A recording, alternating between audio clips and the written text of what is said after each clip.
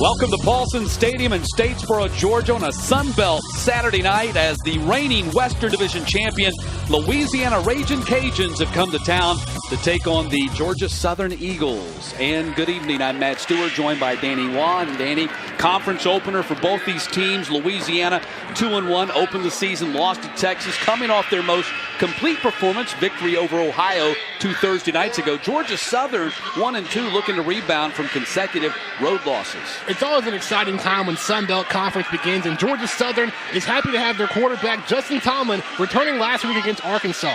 Yeah, Justin Tomlin, a bright spot in that loss at Arkansas, ripped off a 76-yard touchdown run that folks are still talking about a week later. Eagles head coach Chad Lunsford said the way Tomlin carries himself is electric, and that electricity was on display on the touchdown run against Arkansas. The way he's able to turn the Jets in open space will be a challenge for the Louisiana defense, and Lunsford added that he's a confident quarterback. The team is bought in, and he can't wait to see what he does against Louisiana. Meantime, the Cajuns are led by their super senior quarterback, Levi Lewis. Sooner than later, he's going to break the touchdown passing record of Louisiana's legendary quarterback, Jake Delhomme. Lewis is close to 5'10 and 185 pounds. He's reminiscent of Russell Wilson as a quarterback, and head coach Billy Napier said that this year he's extremely focused, disciplined, and proving this year what kind of passer he is. It's been on display the first 3 games. He leads the Sun Belt in passing yards, and get this, he's made completions to 17 different players. Look for Lewis to get involved and get everyone involved in the conference opener. He's been phenomenal as the Ragin' Cajuns and the Georgia Southern Eagles opening kickoff is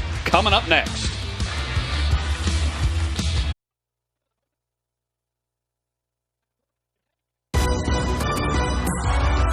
You're watching the Sun Belt Conference on ESPN as we welcome you back to Paulson Stadium on a spectacular Saturday night.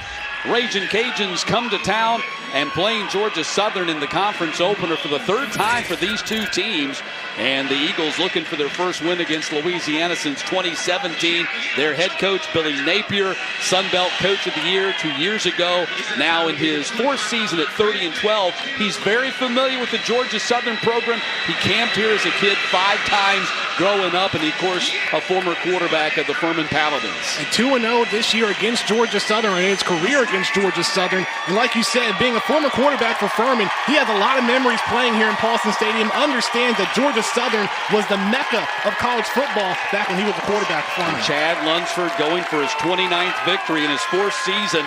The victory over Louisiana in 2017 was a landmark victory for Chad Lunsford. He was promoted to head coach the very next day. He wants to get a win against the Ragin' Cajuns today. The biggest message to his team this week has been trust, believe, and don't go against what has worked so far. They had to make some tweaks and changes after the last couple of weeks, but they didn't want to overhaul everything. We'll see how that works out for the Eagles tonight. And also said the Eagles were coming off their best week of practice.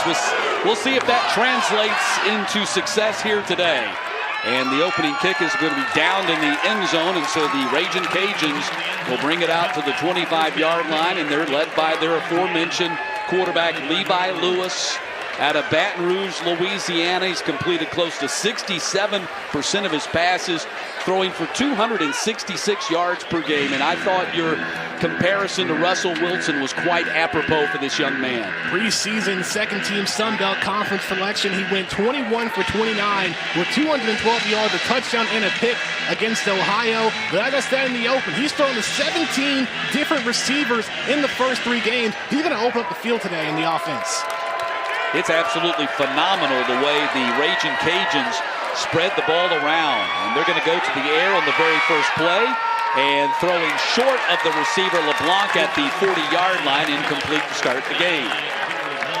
That's not what you want to see when you have an open receiver like LeBlanc on the far side.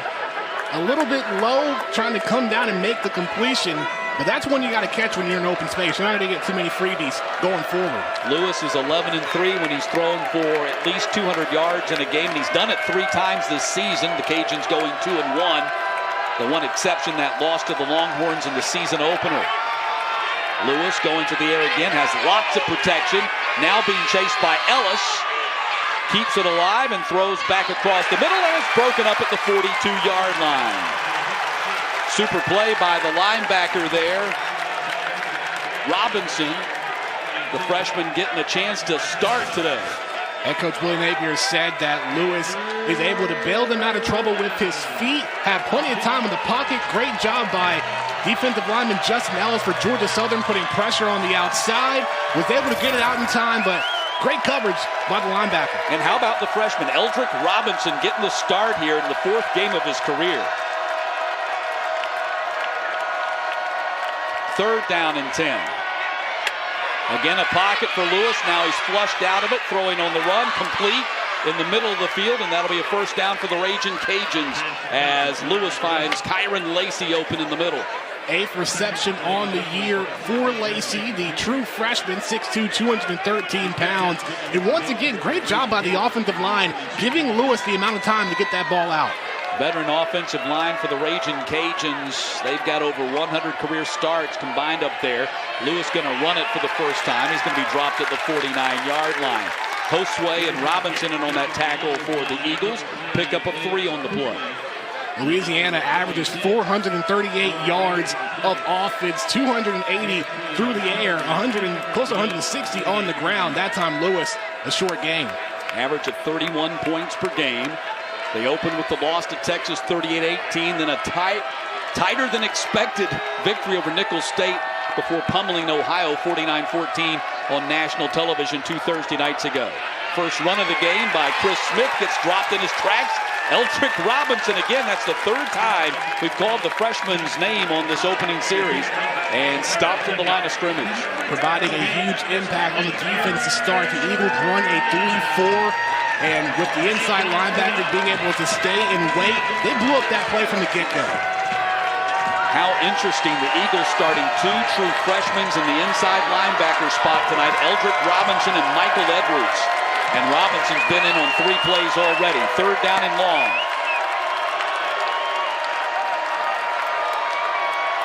Lewis fires to the far side, overshoots his target. 4th down, and the Cajuns will have to punt. Looking for John Stevens that time, and so after picking up a 1st down, Louisiana has to kick it away. You mentioned it's a next man up mentality for the inside linebacker group for Georgia Southern. They've been hit with a couple of injuries the last couple of weeks. They've been the key to this first drive, being able to make the stop, and now the Raging Cajuns have to punt. Reese Burns out of Melbourne, Australia, averaging 46.4 yards per kick. On to punt for the Raging Cajuns, and Caleb Hood standing deep at the 8-yard line for the Eagles. Line drive kick. Hood has it hit at the 15-yard line and picks it up inside the 10 and returns it to the 16-yard line. That could have been a dangerous play, but Caleb Hood keeps it alive as the Eagles go on offense here for the first time shy of the 20-yard line. So we'll see what Georgia Southern can do. The first time they've got their hands on the ball. Justin Tomlin out of Southwest DeKalb in the Atlanta area, 4th-year junior out of Decatur, Georgia, coming on to play here. Making his 2nd start of the season, his 6th overall in the Georgia Southern program. The biggest thing I want to see from Tomlin is consistency because, like you said, it's his 6th start in his career. He's come in a couple of backup situations before, had a couple of starts late in the year, didn't play the first 2 games, was ineligible for those games. We're looking to get going here today. Logan Wright gets the first handoff of the game, and nothing doing for Logan Wright as he's hit immediately at the line of scrimmage. Expect Logan Wright to get a majority of the carries in the running game for the Eagles with Amari Jones out for today's game. And we may see J.D. King, but not often, just coming off an injury. Pass is going to be thrown complete to Wright, looking for a block on the edge by Caleb Hood. And Wright is up to the 27-yard line and picks up the 1st down. Good blocking on the perimeter by the wide receiver, Caleb Hood. Yeah, Hood has been a tremendous guy as a slot guy for the Eagles on offense. Wright catching the screen, getting up, and a 1st down for the Eagles. So 1st and 10 from the 27. Logan Wright again, and Logan Wright dragged down right at the line of scrimmage. Again, very little running room right there. Chauncey Manack making the tackle for the Raging Cajuns. That's a name familiar to folks here in southeast Georgia. He starred at Clinch County, was a 4-star, signed with Georgia. Things didn't work out there. He went to Garden City Community College, and when Billy Napier took over the Louisiana program, he was one of their first signees. He's also the captain for today's game. Always a special feeling when you come back to play in your home area. Manak's already made 2 tackles on this opening series. He's chasing the option now. Tomlin, the keeper, going to be dropped at the 35-yard line. And it's going to be 3rd down. Louisiana defensive coordinator Patrick Toney said that the one thing that they preached throughout this week was keeping the ball off the perimeter, all about eye discipline. That time, Tomlin didn't have much room to work, and he has to step out with his helmet being taken off on the play. 3rd down and 3. Ball at the 34 line to gain the 37.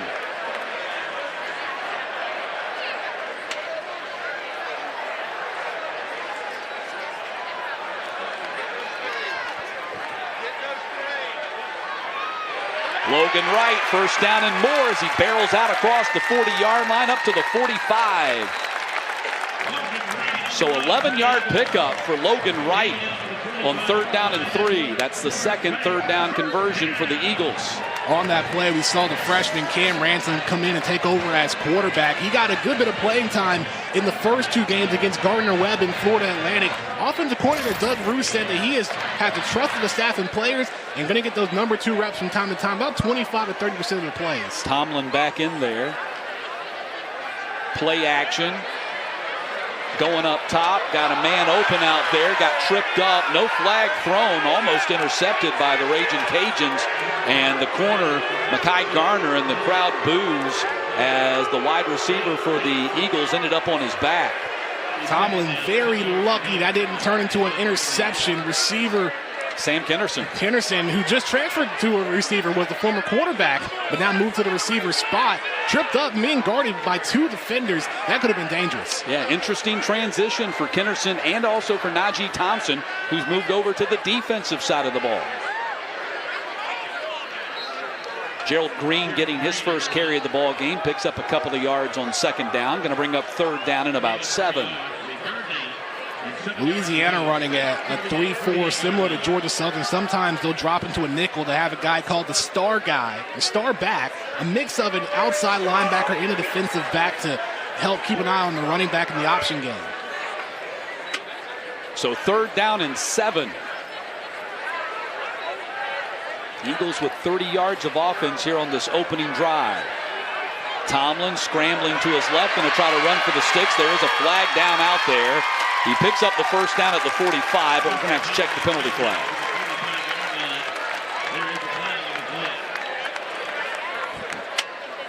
It's not thrown in the middle of the field, so if the hold, if it is a hold, it's going to come from a wide receiver out there.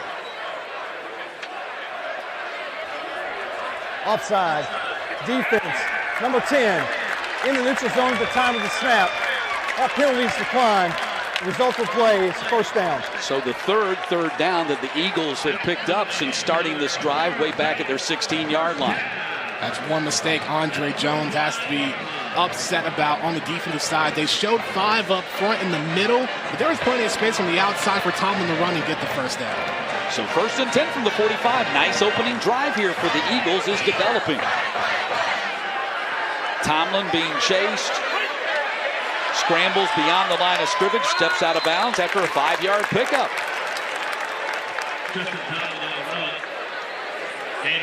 For a moment there, it seemed like one of the receivers for Georgia Southern tripped up on the outside. And that was the intended receiver that Tomlin would have gone for. But once he went down, Tomlin kept it himself, found space, and he was able to block at the end. And that's J.J. McAfee. That would have been the intended receiver for the Eagles. 36 yards on the ground, 7 through the air for the Eagles on this opening drive at 2nd down and 5. Handoff Logan Wright. He's going to be close to the 1st down as he falls forward to the 35-yard line. Zion Hill in on that tackle for the Raging Cajuns, getting back in the starting lineup this evening after missing the last start. Wright's going to be that number 1 running back for Georgia Southern. Over 240 yards in the first couple of games. Yeah, 3rd down, 1 carry, and Hill submarines Wright, but not until he picks up the 1st down. So a 4th 1st down for the Eagles on this opening drive, which started at their own 17-yard line. On those 3rd and 1, 3rd and 2 plays, the Eagles are going to keep it simple and give it to Wright. Being a power back, 6 foot, 230 pounds, he's tough to tackle inside. So why not go to the man on 3rd and short? First and 10 from the 33, and Jalen White getting his first carry. And White, not a whole lot of running room right there in the middle of that defense. And Billy Napier with those two big guys in that interior, Taylon Humphrey and Zion Hill. It all starts up front for those guys. Humphrey at 6'4", 349. Mason Narcisse as well, a freshman, 6'2", 281, and really blew up that play on the inside on first down. Narcisse backs up Zion Hill, who had made consecutive plays and came off for a moment. So second down and long now for the Eagles. Tomlin, pressure, they pick it up, now scrambling to the right and throwing across, and it's caught at the 18-yard line. Super catch down there, and that was Derwin Burgess, the freshman out of Atlanta in Creekside High School. Quarterback A.J. Washington almost blew that play up, coming off the outside edge, putting pressure on Tomlin, but Tomlin able to sneak by. But a great play rolling out, finding Burgess for another Eagles first down. This is a progression that they want to see starting out.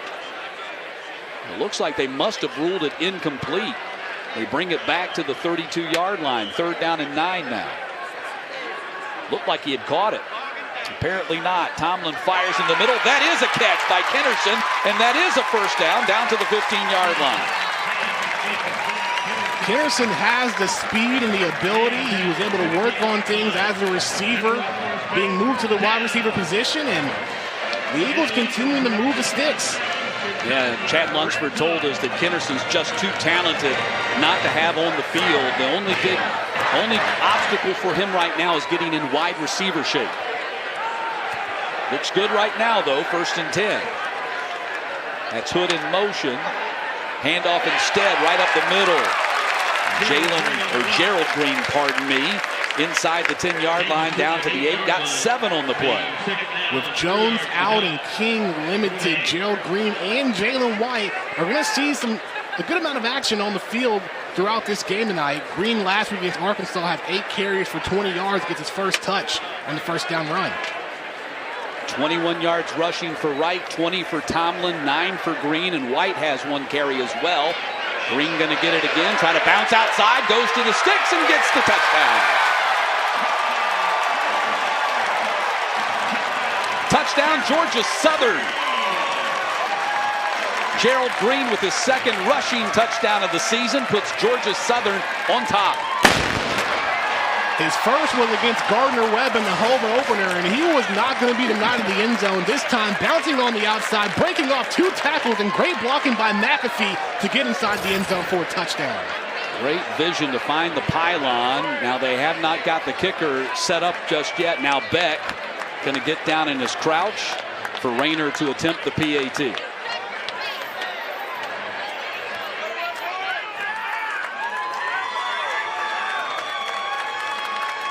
Kick is up, and Rayner puts it through the pipes. And Georgia Southern has the early 7-0 lead. Impressive 16-play, 83-yard drive, covers 6 minutes, and the Eagles have the early lead.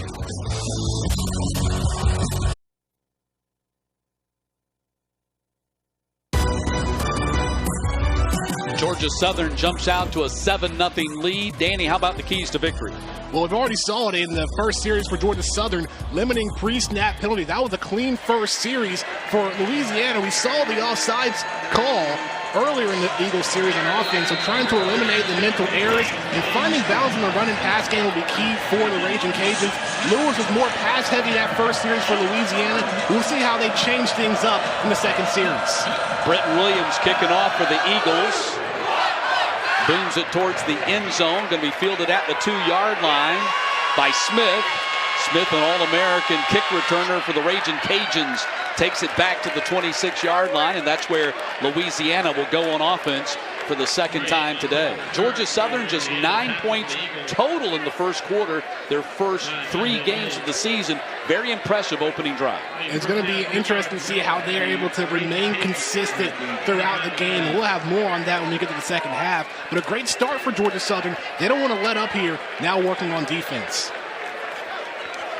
So Raging Cajuns 23 yards of total offense on their opening drive before they had to punt it after picking up a first down. Now back out there on offense. Lewis hums it to the outside. And out to the 30-yard line. That was Errol Rogers making the catch. He'd missed the last couple of games after 5 catches in their opener, so they're happy to have him back from injury. This time going with a quick slant route on the first play. They went deep the first couple of plays in the opening drive.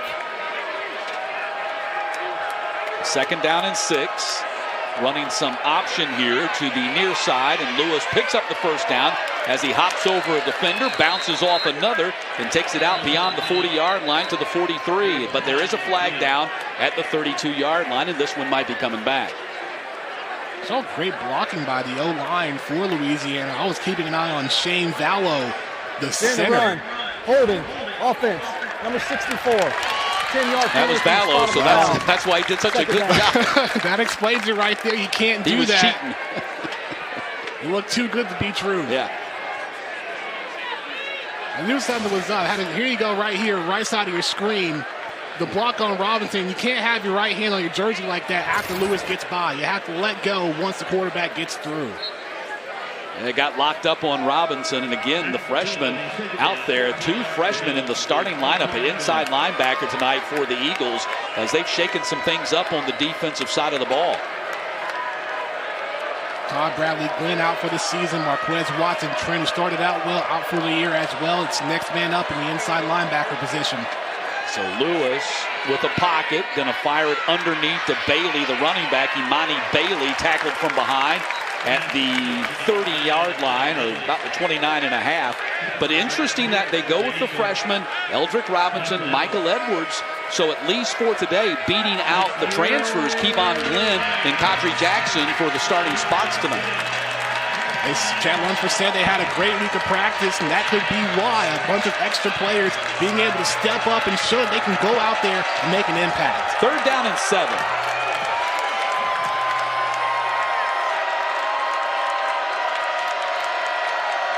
Eagles showing some pressure off the edge, and they bring it, they pick it up, and great one-handed catch at the 31-yard line, but Bailey could not keep his feet, and it's going to be 4th down.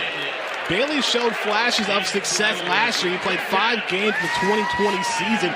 That time made a great catch, being able to keep it in, but not enough for the first down. Just what athleticism from Bailey. He'll be more involved throughout this game, but right now the Raging Cajuns have to punt.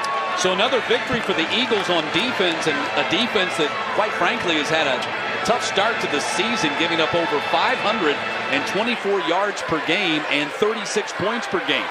But consecutive punting situations here for the Raging Cajuns. A boomer that's going to hit out of bounds. Let's see where they spot it. Looks like it's going to be still waiting for the mark off. Looks like the 30-yard line. Yep, around the 30-yard line. And that's where the Eagles will go on offense for a second time after this timeout.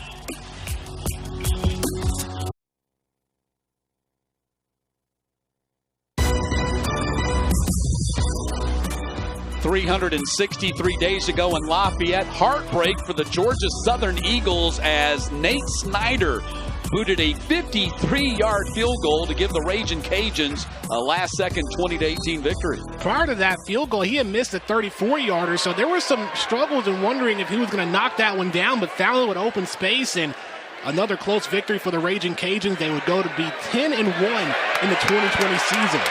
Logan Wright on the swing pass, picks up the first down, steps out of bounds at the 42-yard line, and another big gainer. And Chad Lunsford told us this week that they wanted to get Logan Wright even more touches than he had gotten in the first couple of games. 39 carries, 243 coming in. They've worked on getting other guys involved, like Caleb Hood on the offensive side. Now they're working for Logan Wright here today. Wright picks up 1 on the second down run. So Logan Wright, 6 carries for 22 yards and a couple of receptions for 20 yards so far here tonight. So that's 7 touches for him in this first quarter. Brings up a 2nd down and 9 from the 43.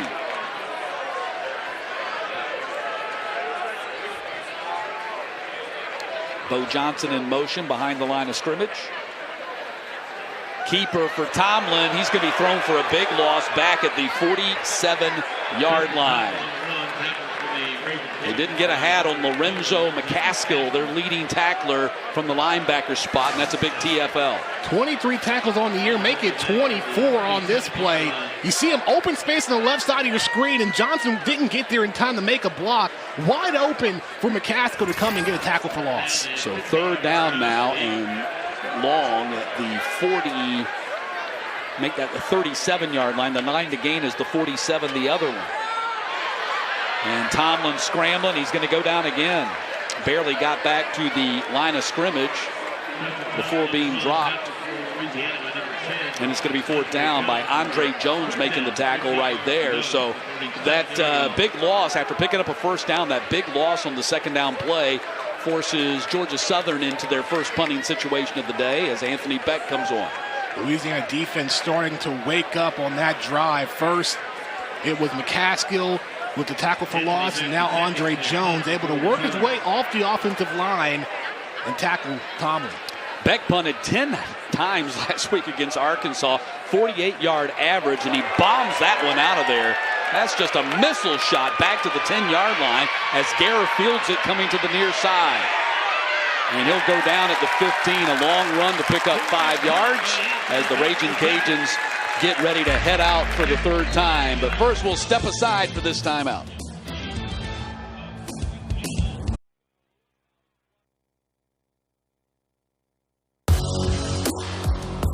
Eagles already find themselves trying to manage losing 3 defensive players to season-ending injuries in the first 3 games of the season. That has to hurt for the Eagles defense, especially Derek Canteen, who led the nation, tied for leading the nation with interceptions in 2020. Todd Bradley Glenn, a guy that overcame so many adversities throughout his career, out for this year. Marquez Watson-Trent played very well in the first couple of games, and he's out. So it's an opportunity for some other guys to step up on the defensive side. And we saw that earlier in the first series with Eldrick Robinson. They're still out there. The 2 freshmen are still out there playing the inside linebacker spot, and that's the other freshman, Michael Edwards, making his first tackle of the game.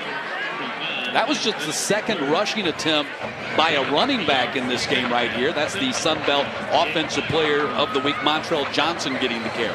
He had a big game last week against Ohio. 4 touchdowns off of 84 yards rushing.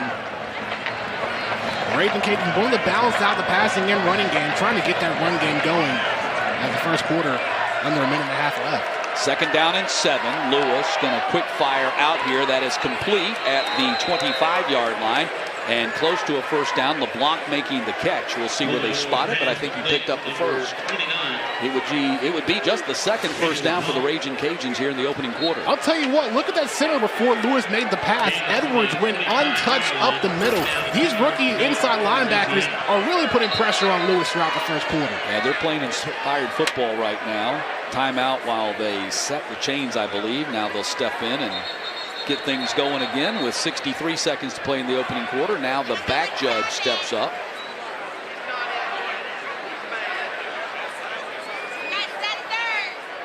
When we see these young freshmen, Please reset the game clock to 1 minute, 10 seconds. 1:10. when we see these young freshmen come in and make plays, it's reminiscent of what Derek Canteen did last season. He showed up and made an impact when there were a lot of players out against Campbell, and he rode that momentum throughout 2020. Montrell Johnson, nothing doing for him as he tries to run into the mouth of that Georgia Southern defense. Benj Josue leading the way along with Eldrick Johnson again. Eldrick Robinson again, pardon me. Josue came from the outside and got there in time, meeting Johnson. So second down, 1-yard pickup right there. Johnson hasn't had much success just yet. Jefferson in motion behind the Raging Cajuns line. Lewis looking downfield and firing, and it is complete at the 43-yard line. A flag out as Jalen Williams makes his first catch of the game. Let's check the flag. That could be on Peter LeBlanc. We saw one of the defensive men for Georgia Southern go down. So it could be a penalty on him. They can push things back. Prior to the pass, holding, defense. That penalty's declined. Result of play, first down. Kyle Olson is our referee tonight. So the penalty declined. The pickup on the pass completion, and 1st and 10 for the Raging Cajuns at the 45. They picked up consecutive first downs after picking up just one prior to the start of this drive. Oh, the first penalty on Georgia Southern in the quarter as well. Montrell Johnson still in there at running back. Then a handoff to him in a big hole as he crosses the 50-yard line and down to the 38. Parker Devine, the nose tackle, making the play downfield. And that is the end of the first quarter. That is the end of the first quarter. So 15 minutes in the books here in Statesboro, Louisiana, putting together their first significant drive of the game. We'll continue that when we get back.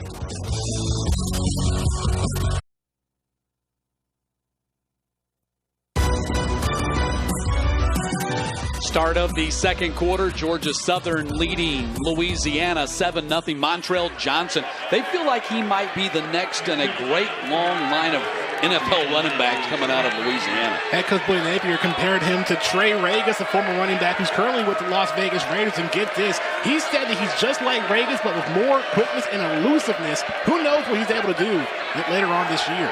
Lewis going to the air, going for the home run. Got a man out there. Caught for the touchdown.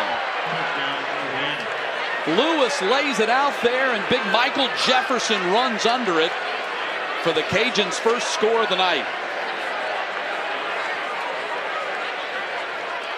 What a throw by Lewis going deep, and what a catch by Jefferson.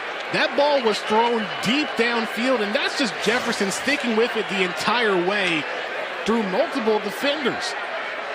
You take a little look, Lewis had plenty of time in the pocket. The fake handoff, nobody was going to touch him. Threw it all the way downfield. And look at that, over 2 defenders had both Birdsong and Tyler Bryan covering him. Almendarez puts the PAT through. 48-yard touchdown pass from Levi Lewis to Michael Jefferson. Lewis, touchdown career pass number 59.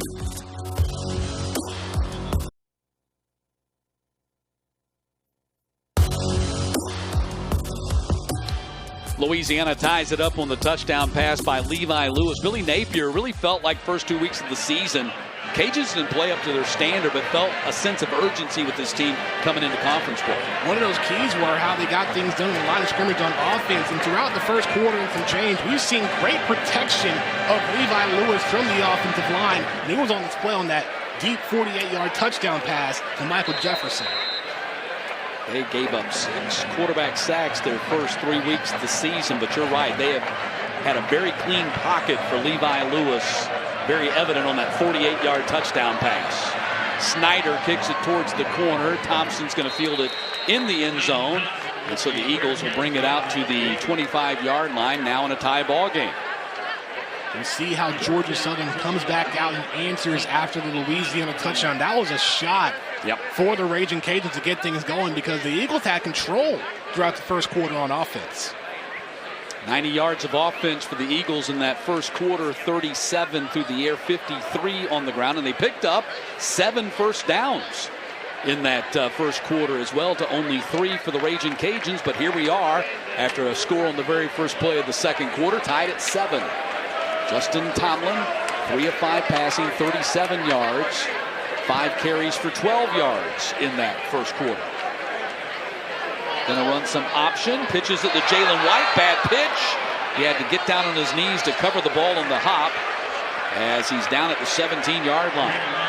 That was all Cam Pedesclo, the safety for Louisiana. He read that option play from the jump, and putting pressure on Tomlin really made for an awkward pitch. Take a look here, right side of your screen, running in, bam, got him on the lower leg, and the pitch just wasn't clean. And that forced a blown-up play. Handoff. Getting back close to the original line of scrimmage on the run right there by Jalen White. But now it's going to be 3rd down and 10, and you still got to come up with a 3rd down and long play right here. Being 3rd down and long, you see Jalen White going out, Logan Wright going to come back in. They may go for a quick pass to Wright. He's been able to make some plays on the offensive side for the Eagles throughout the first half. Or maybe Tomlin can go downfield. You have 4 receivers out there. Tomlin, pocket breaking down, being chased to the far sideline. Now in some trouble, gets away from Hill and throws incomplete. I think that ball was tipped by a defensive lineman on its path, and now it's going to be 4th down. Zion Hill forcing Tomlin outside the pocket. You see Tomlin here rolling on the right. Hill gets past the offensive lineman, Khalil Crowder. Really made pressure on Tomlin, and like you said, after the throw, it may have been tipped. That's going to force back the punt for the Eagles. So a disappointing start to the second quarter for Georgia Southern, as they're going to have to give the ball back. Beck got close to it that time. That's a high spiraling kick that comes down at the 42 and bounces sideways. And we got some scuffling going on at the 50-yard line, and it turns into more of a scuffle to a fight, and flags go flying. Pure aggression. Braylon Trahan, the safety on the punt team, got tangled up with one of the Georgia Southern Eagles, and it became a little nasty there for a moment. Sometimes you got to know when to let up. He got him down, but he just wanted to stay on him. In situations like that, you have to be careful because you don't want things to backfire and have a penalty just like you have now. I was unsure who he was with on that collision, on that brief little wrestling match. Georgia Southern fans unhappy with that. The officials are trying to sort through this thing to get the appropriate penalty call. After the play, unsportsmanlike conduct, kicking team, number 28. Unsportsmanlike conduct, receiving team, number 24. Those fouls offset. 1st down, Louisiana. So that's Dexter Carter for Georgia Southern, and as I mentioned, Braylon Trahan for the Ragin' Cajuns. I'm surprised they actually put an unsportsmanlike penalty on Carter. It was more so Trahan on that play. Cajuns going back on offense when we get back.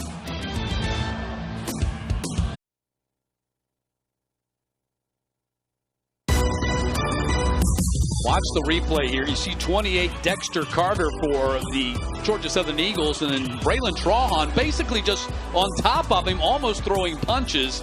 Unfortunate for Dexter Carter that he got called for the unsportsmanlike conduct penalty as well. I don't know what he did wrong other than be on the wrong end of that scene. Pass is thrown complete to Stevens. He'll pick up a 1st down at the 45-yard line. I agree with you, Matt. Going back, Dexter Carter Jr. did nothing wrong there. Trahan was the one that shoved Carter down and remained on top of him. Chad Lunsford, the head coach for Georgia Southern, gave the officials an earful during the break as well. As well he should have. Carter was the victim on that thing, but as typically happens in a scene like that, everybody gets called for the penalty. As Robinson makes another tackle. Eldrick Robinson, the freshman out of Pensacola, really playing well here, getting the opportunity to start tonight. That's his 3rd tackle of the game. This is where we're going to see how Georgia Southern responds to moments like that on the punt that we saw earlier. Robinson's done a great job on the defensive side for the Eagles. He's been a key factor for them. 2nd down and 9. Cajuns on the Eagles side of the 50. Lewis fires and got a man open in the defense. And that's Lacey again with his 2nd catch of the game down to the 26-yard line. That time a curl route by Lacey. He was surrounded by a sea of blue jerseys. You take a look here. Lewis continuing to have an excess amount of time in the pocket. Great throw.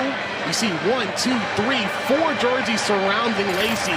Great job just to fall down and get the 1st down. And Danny, this is what we were talking about in the open. I mean, 5'10", 184, that is not the mold of a college football quarterback, but he's got great precision in his passing game. He can pick a defense apart. They said the same about Russell Wilson, and look where he's at now. Handoff. Chris Smith. Ellis is there to make the tackle. along with C.J. Wright. Short pickup on the play. Able to break through a first tackle attempt by Tyler Bride. Bride came in but got too low. Smith pretty much just walked over him to get a couple of yards on the first down run. Billy Napier says that Levi Lewis still has that chip on his shoulder. When he was recruited out of Scotlandville Magnet High School in Baton Rouge, he was recruited by most people as an athlete. Most of them did not want to give him a chance to be a college quarterback.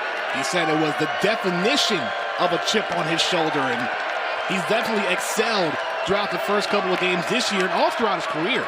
That was Fleming in motion behind the line, and Chris Smith on the run. Michael Williams coming up, and that was Reed Dedman in on the tackle as well. Dedman getting a lot of playing time. He's technically third on the depth chart. He's gotten a lot of playing time here in the first half as well. Man down for Louisiana, Shane Vallow, the center. Timeout on the field for player injury. Going back to Levi Lewis for a minute. He was the quarterback. He's come to Statesboro before back in 2019. The Raging Cajuns won that game 37-24.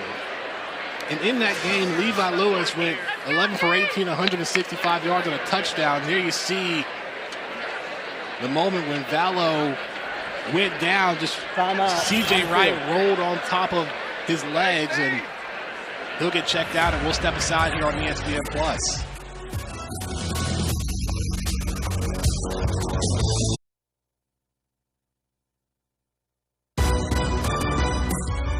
So Shane Vallow off the field. You see him going through some squats over there, trying to flex out of the injury that he suffered, and hopefully he can come back. But a redshirt freshman, Landon Burton, checks in at center on this third down play.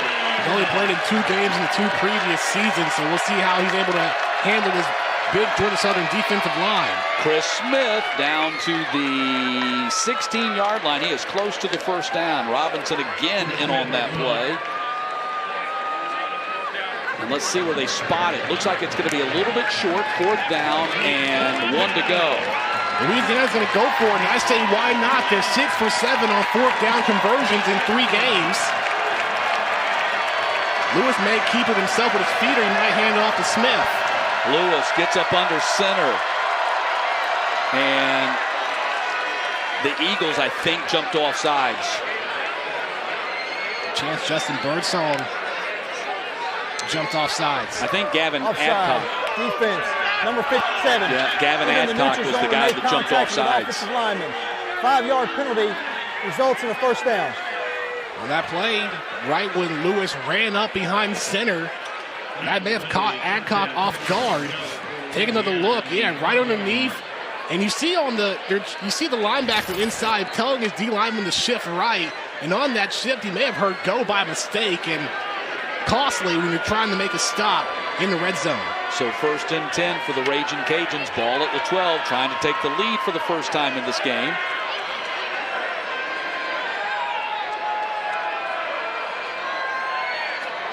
Vallow is back in there at center making the calls. Pass is complete out there to Fleming. Nothing doing as Baker comes up to help make the tackle. And Tyler Bride, pardon me, not Tyler Bride, but Seth Robertson in on that tackle as well. Seth Robertson wouldn't make that tackle if it wasn't for Anthony Wilson blowing up the blocker there. And with that, Robinson was able to get in and make the play. Yeah, it was Wilson. I said Baker. It was Wilson, and it's going to be 2nd down and 9.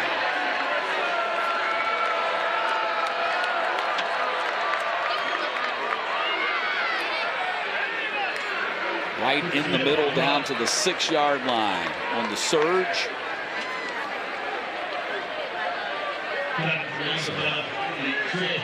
There's Chris Smith on the carry again. We haven't seen a pass yet in the red zone for Louisiana, but Shane Vallow is back in as the center for the Raging Cajuns, so there is some extra protection up front for Lewis.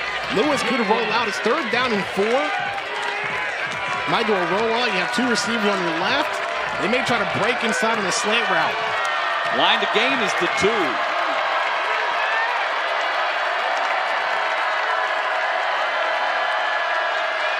Bailey didn't get there. Great penetration.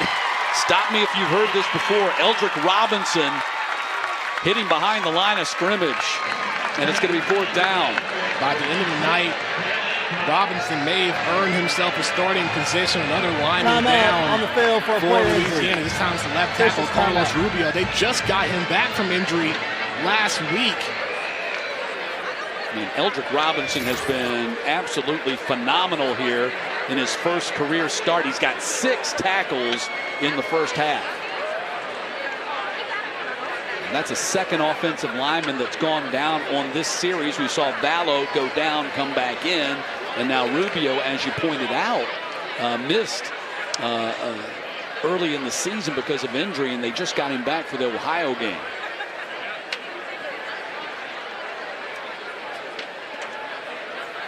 So a big decision coming up here. Looks like they've got the field goal unit on to try to take the lead as it's now 4th down and 5 from the 7-yard line. 4th down and 5, you would have a chance to go for it again if you can catch a D lineman offside, but they've already done it once. The D lineman has really blown things up in the middle in the last couple of runs, and may be the safe decision just to go for a field goal. At the very least, you have the lead. So Almendaris is on to kick. He's the redshirt sophomore, 4 of 5 on the season. And that one doesn't look nearly as clean as the injury that Vallow suffered. He was able to walk off pretty much under his own power, but not Rubio. In fact, he's not able to put any weight on that. I think it's his left knee, but hard to tell. I mean, they've got him totally lifted off the ground. Yeah, he can't put any weight on any of his feet. He's getting carried off by Nathan Thomas and one of the coaches. So Cambray is the holder, Hill is the snapper, and now Almendaris is on to try 24-yard kick from the left hash.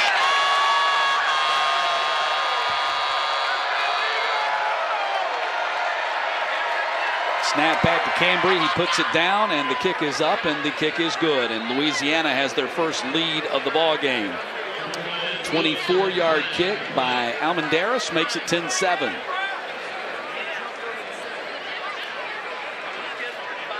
But a bigger concern right now for the Ragin' Cajuns, Rubio at left tackle. That would be a significant loss for them here at the start of conference play. Now there's a flag down. Let's see what the call's going to be. Personal foul. Leaping. Defense. Number 46. The distance to the goal. Automatic. First down. Wow, what a costly penalty on the Eagles. While the freshman's made big plays on the defensive side throughout the first half, that's his first rookie mistake. I saw there, tried to jump over. Yeah. In a situation like that, you have to understand your assignment. You can't make a costly error like that. They put this rule in several years ago for the protection of players. It looks good in the movies, but you can't do it in real life. New life for Louisiana. No doubt about it. So 1st and goal to go now. Direct snap. Bailey takes it in for the score. So instead of a field goal, the Ragin' Cajuns get a touchdown. Imani Bailey takes it in, and Louisiana has a 13-7 lead.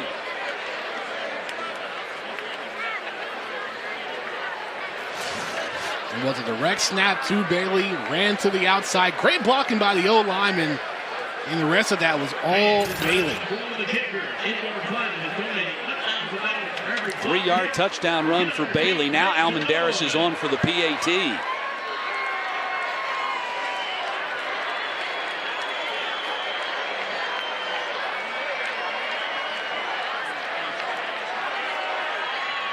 And a 14-7 lead for the Ragin' Cajuns. So after the Eagles scored on their opening drive, the Cajuns have now scored 14 consecutive points here in the second quarter and lead by a touchdown. That hurts. You know, you go from being down by a field goal to now being down by a touchdown. You still have plenty of time, 8 minutes left to go in the second quarter. But that's a make or break difference maker, especially if this game stays close deep in the game.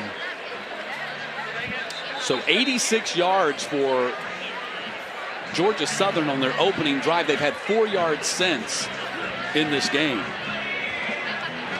Louisiana's running back continuing to get the job done. They have a deep running back room this year. We've seen shades of Chris Smith, Imani Bailey, and Montrell Johnson throughout the first half. Johnson was the main running back last week with 4 touchdowns against Ohio.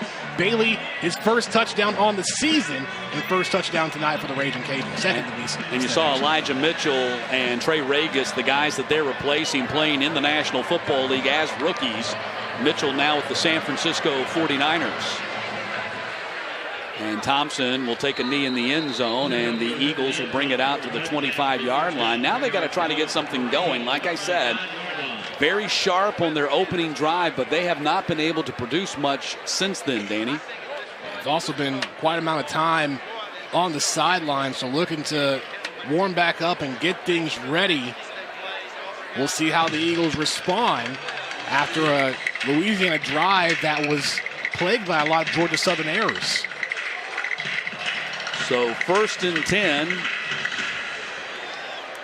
as the Eagles come back out on offense. Tomlin 3 of 6 passing, 37 yards, 6 carries for a total of 5 yards. He's taken some losses in there. Tomlin throws a long throw, incomplete, trying to get to Caleb Hood. That was Trey Amos on the coverage. It's these moments right here where you don't get momentum going in previous drives and you're trying to find that momentum. That time, first down, trying to find one of your go-to guys in Caleb Hood, just overthrew him. And there were a couple of overthrown passes against Arkansas, but overall, Tomlin was making the right decisions. That's what head coach Chad Lunsford told us earlier this week. Wright in trouble behind the line of scrimmage. He's going to be thrown for a loss as Farrod Gardner, who had missed the last couple of games because of an injury, back in there tonight, gets the TFL, and it's going to be 3rd down. Gardner coming in, blowing up that play for Louisiana. Also, Andre Jones meeting with him on the outside. So it's 3rd down and 12. Logan Wright's your go-to guy, but Tomlin may have to take a shot downfield.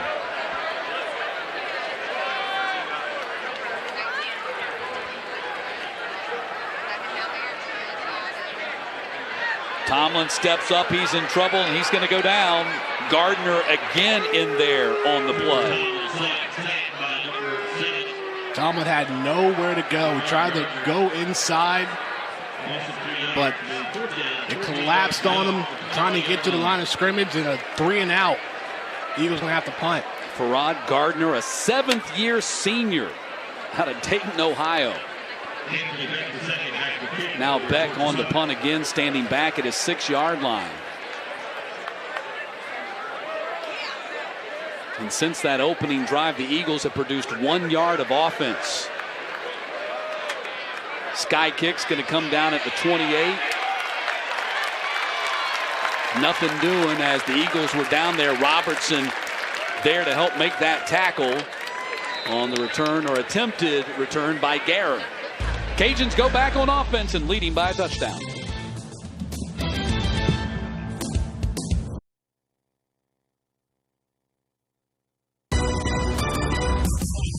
Billy Napier's team has turned it on here in the second quarter, outscoring the Eagles 14-0, and they go back on offense now, leading by a touchdown. It all starts with the defensive line that forced that 3-and-out for Georgia Southern. Billy Napier said it best. You look at every level of football, the D-line can be the ultimate trump card, and it made an impact in that last series for the Raging Cajuns. Levi Lewis, 9 of 12 for 124 yards passing and a 48-yard strike earlier in this ball game. Michael Jefferson running under his pass on the opening play of the second quarter. At the time, it tied the game.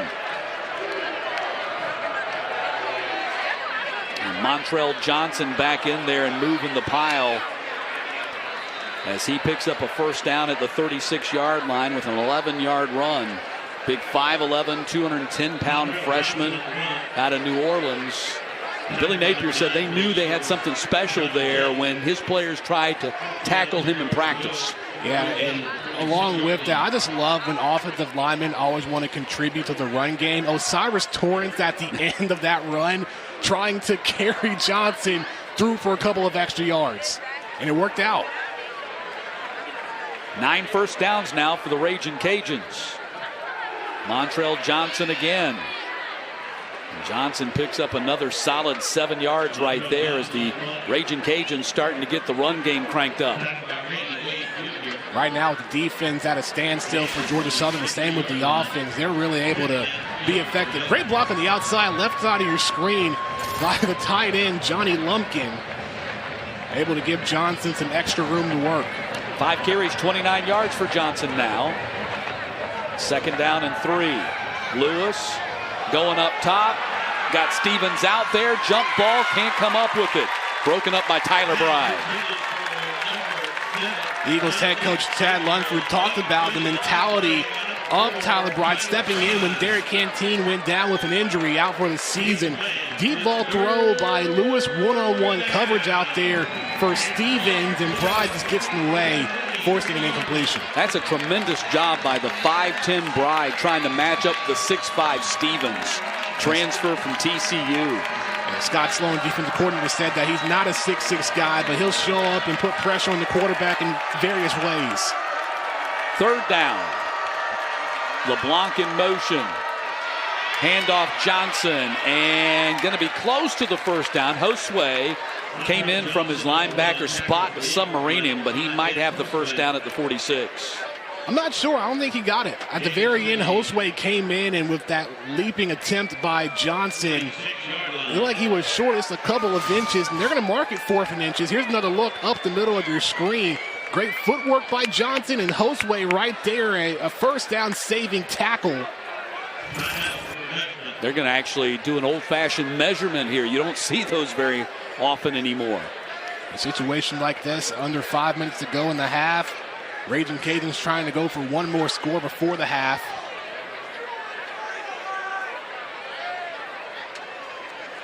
It was definitely close. From my point of view, it seemed like he was short, and originally they marked it 4th and inches. They're going to double check.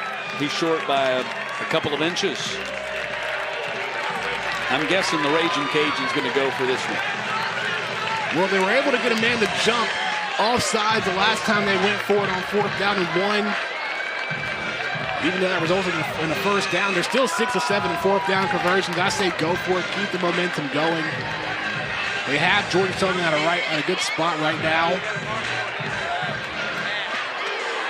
And you don't have to do too much, just half an inch. Yeah. Just go for a quarterback sneak, really. I mean, in reality, when you think about it, as a defense, you've got to get a TFL. Yeah. I mean, it's got to be a tackle behind the line of scrimmage. If they get to the line of scrimmage, they're going to have the 1st down because it's 2 inches. We'll see how the Eagles line up front. They run a 3-4, but they may load the box here. Billy Napier is the head coach, but he also calls the plays for the Raging Cajuns.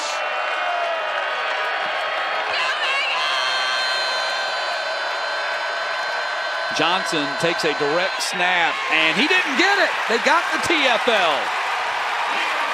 I'd said they had to get the tackle behind the line of scrimmage, and Josue hit him behind the line of scrimmage. I'm questioning the play call from Louisiana on 4th down. You look for a direct snap to your running back. He's deep in a shotgun position. In a situation like that, it's 4th and inches. Just line up behind the center and push it forward. But instead, this time, you had multiple Eagles surrounding Johnson on the outside. And that's a momentum-changing play for Georgia Southern. Bookmark that play. That could end up being one of the plays of the game if Georgia Southern is able to come back and win it. But they stopped Louisiana here in the 2nd quarter. And to this point, the Raging Cajuns had all the momentum in the 2nd quarter. But it doesn't mean anything if Georgia Southern can't execute on this drive. They have good field position at the 45-yard line. Let's see if the Eagles take a shot here. Bo Johnson in motion. They're going to run option instead. Nope, they're going to take that shot. Right across the middle. Bo Johnson to catch inside the 20 and down to the 14-yard line. This play has been run numerous times by Georgia Southern. When they want to fake an option, he gets back, and when you have an open receiver in the middle of the field, it's worked numerous times throughout the tenure of Chad Lunsford, and this time, Bo Johnson untouched. You see Tomlin look back, and right in the middle of 3 Raging Cajuns, Johnson makes his 7th reception on the year. They spot it down at the 15-yard line. 1st and 10 for the Eagles. Johnson lines up again in the backfield.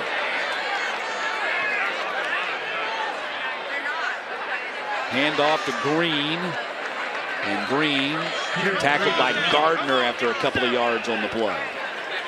Gardner came in and made the stop. That time the Raging Cajuns had 5 up front, 2 outside linebackers, then with their 3 defensive linemen, really containing between the tackles. It was a run up the middle and a good stop by Louisiana. 2nd down and 8. Line to gain is the 5. Tomlin going to follow his blocker inside the 10, and Tomlin slung out of bounds. Might be a flag on that. And there it is. Garner had him out of bounds and then slung him to the ground. It's going to be half a distance to the goal line, but really, I think the fake snap or the fake count by Tomlin, it caught a man off guard for Louisiana. Cameron Solomon tried to make the tackle. He got slipped up at first before the snap and was late getting to Tomlin on the outside, and that created space for Tomlin to run out, and then the penalty after the end, just a mistake by Louisiana all throughout the play. After the play, personal foul, late hit out of bounds, defense, number 20. Half the distance to the goal, automatic, 1st down. Well, that was totally unnecessary there by Garner. Things have been working for Georgia Southern. You can't let emotions get the best of you. Here's what I was talking about right there on the outside, on the bottom of your screen with Solomon. And yeah, you just can't, that's a frustration moment right there for Gardner. You can't make that. So 1st and goal to go now for the Eagles as they try to tie up this game. Under 3.5 minutes to play in the quarter. Gerald Green, touchdown Georgia Southern.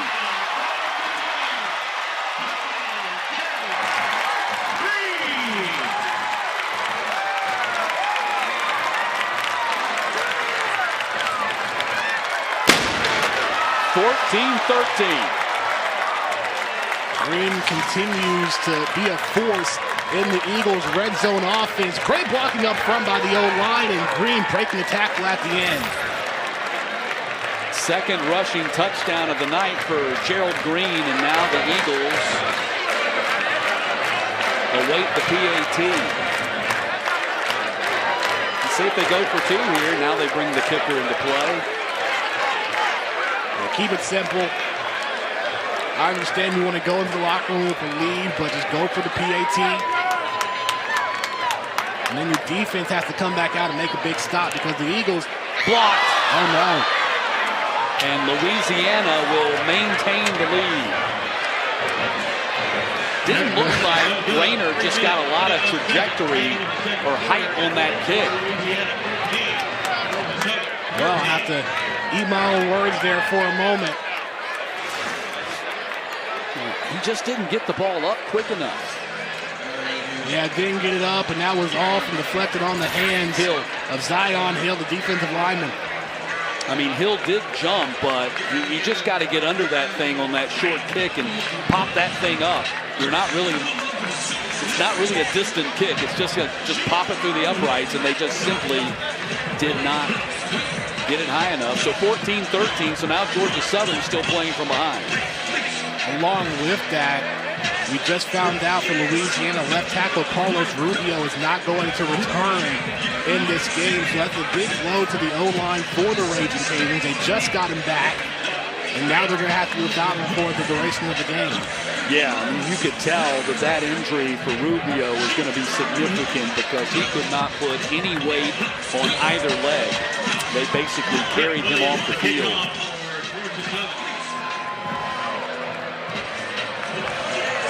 So Britton Williams has it teed up and ready to kick off. Taken at the 5-yard line. And Chris Smith going to be met by Davis at the 20.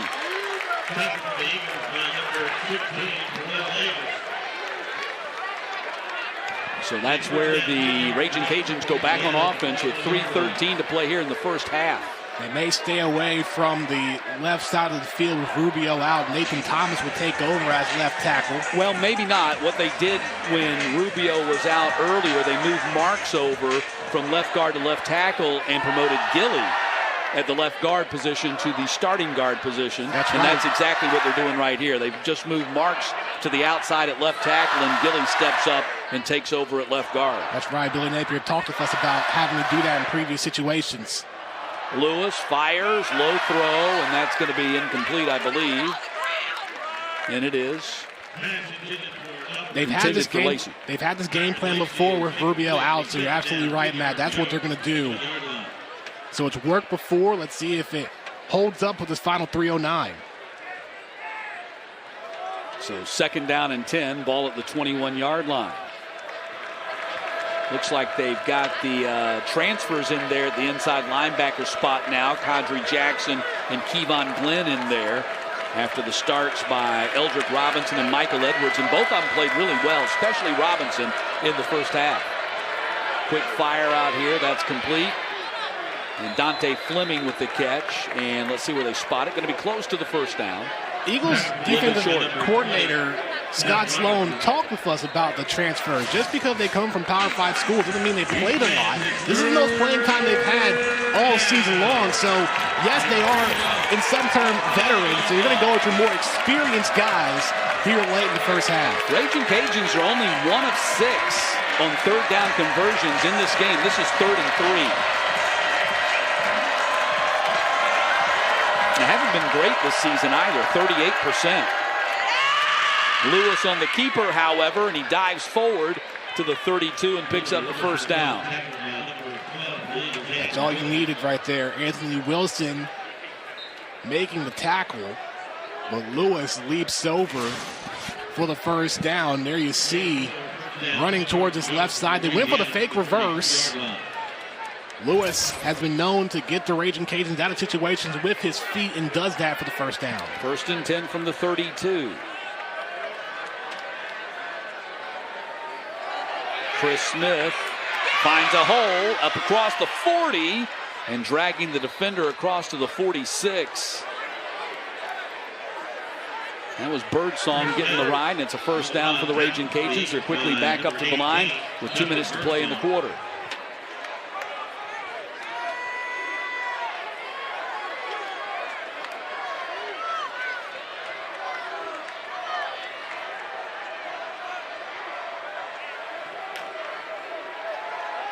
Lewis scrambling to his left.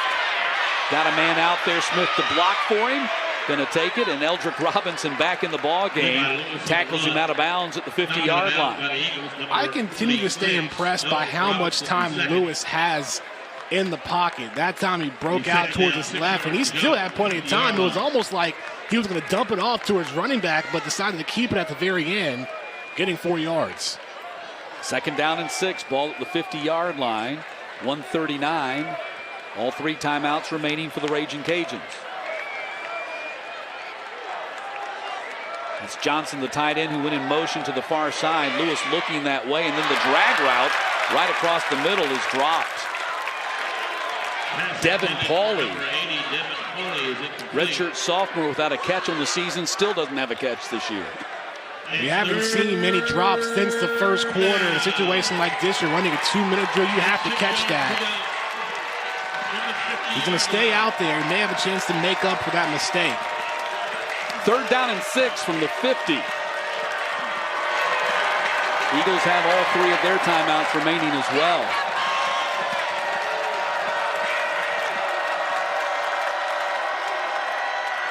Chris Smith. Watkins missed him, trying to reverse his field.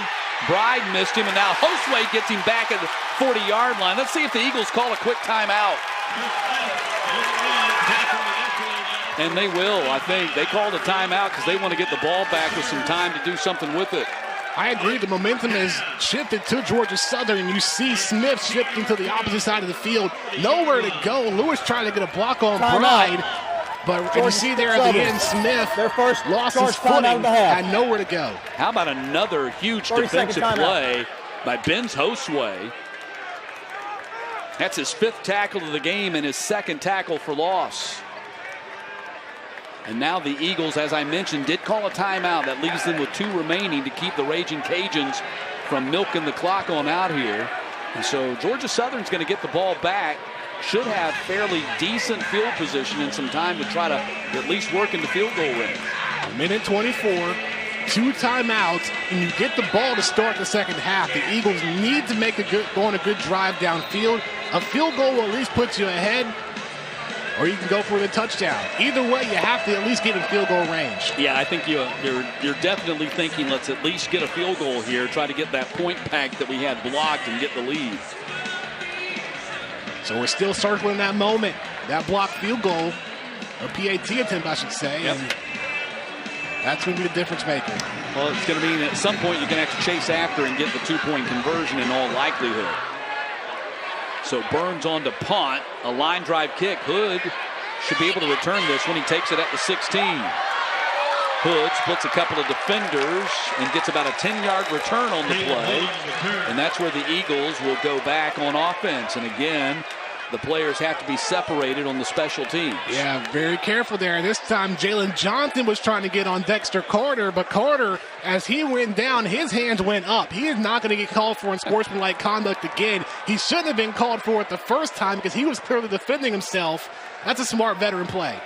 So ball is going to be spotted down at the 20, make that the 31, pardon me. So the 30 exactly. So he ended up getting a little bit more on that return than I initially thought. So 1st and 10 for the Raging Cajuns, or rather for the Eagles, as the Raging Cajuns go back on defense. Ball at the 30-yard line with 1:14 to play in the half. Gerald Green gets tackled right there at the line of scrimmage by Andre Jones. That hurts for Georgia Southern. You have 2 timeouts, and Raging Cajuns just called timeout, so they're thinking they want to get the ball Louisiana, back. their first charge timeout of the half.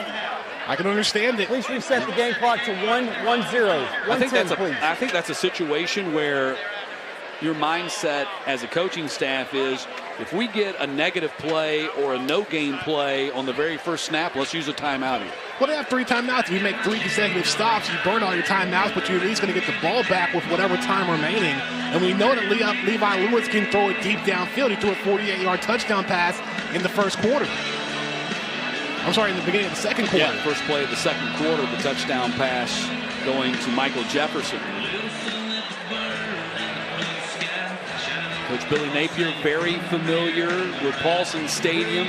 Played here as a Furman Paladins quarterback. In fact, his junior year, they played Georgia Southern twice here in this stadium. They lost in the regular season, but got a rematch with them in the semifinals, and Napier led the Paladins to the victory that day. And understood that Georgia Southern was the cream of the crop. He has nothing but respect for this place, but also wants to come out with a win, just like he did back in the early 2000s. Tomlin dumps it across the middle. That's the first catch by Hood today. And he's going to have the first down at the 41-yard line. I don't know if he got out of bounds, though. He did not. He tried to extend out of bounds, but didn't get there. We're taking a look on the replay. You see middle of your screen. Great route by Hood. Tried to bounce outside. Great tackle by Trohan. That's a catch right there by McAfee at the 48. Eagles will have to move fast as the clock goes under 50 seconds. Remember, offensive coordinator Doug Roos wanted to go for a no-huddle offense for the team this year. Tomlin faked out Zion Hill, runs to the other side and steps out of bounds at the 42-yard line. He put a huge move on the big fella.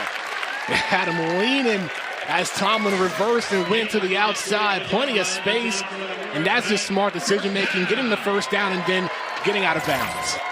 Talon Humphrey comes off the field for the Raging Cajuns. It's 1st and 10 for the Eagles at the 42 with 38 seconds. Probably need another 15 to 20 yards to be in comfortable field goal range. Tomlin, stutter step, and goes down, tripped on his own 2 feet. And that's a huge loss, and the Eagles will probably have to burn a timeout here. They'll have no choice. I understand Tomlin. Timeout. He tried to run inside Their second to charge his timeout of the blockers. half. He just collapsed on him too quick, tried to bounce outside. He's taking another look here, right here. Thought he had space. No, has to go back out, running towards his left. And just, he was fortunate not to fumble that ball. Yeah, absolutely. That's the big save for Georgia Southern.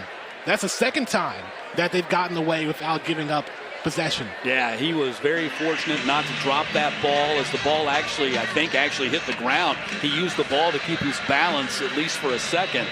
And had he lost possession, that would have been a scoop and score opportunity for the Raging Cajuns right there. Now you have to take a shot downfield. 28 seconds to go. You have one timeout remaining. You have to at least get your team in field goal range. I don't see Georgia Southern running the ball here. They have to go for it in the air.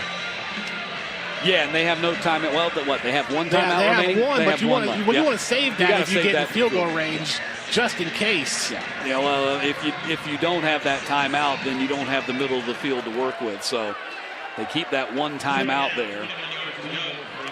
We did see one of the Eagles kickers in week 1 kick a field goal from 50-plus. It was Britton Williams.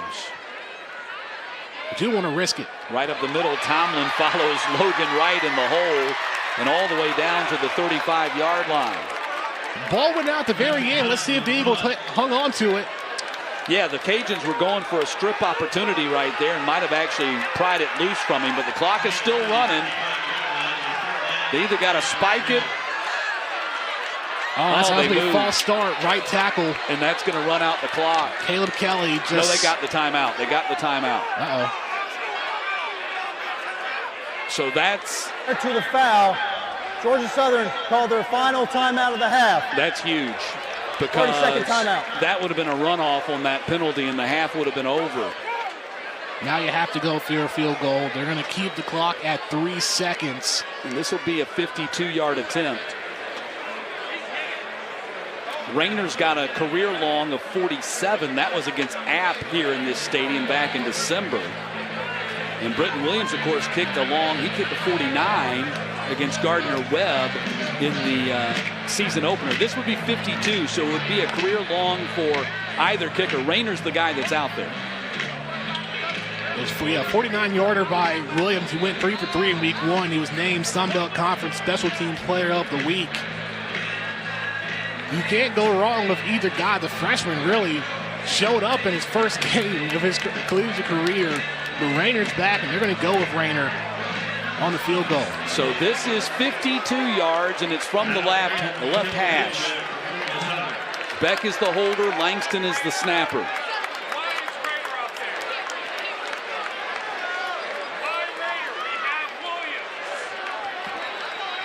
And timeout called by the Raging Cajuns. Timeout, Louisiana. Their second charge timeout of the half. So the Raging Cajuns with a couple of timeouts here in their back pocket and down to 3 seconds decide, let's ice the kicker. Make him think about it.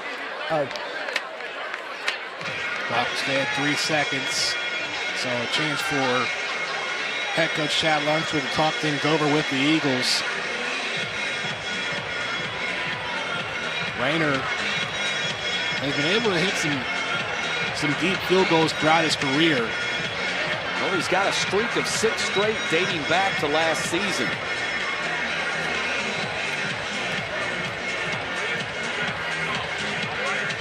But when it comes to the longer kicks, he has not been as accurate. He's only 3 for 8 in his career, 40 plus, compared to 16 of 18, 40 and under.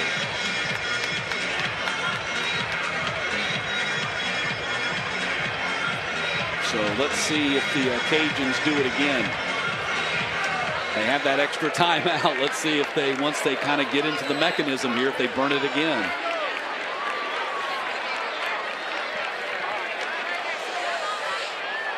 Napier standing over there. He lets it go on through, and the kick is going to be blocked again. Beck's got to get on top of that. It's loose.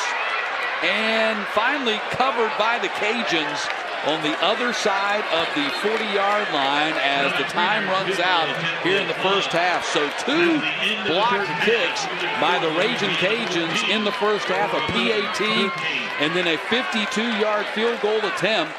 And Louisiana with a 14-13 lead as these two teams head to the locker room.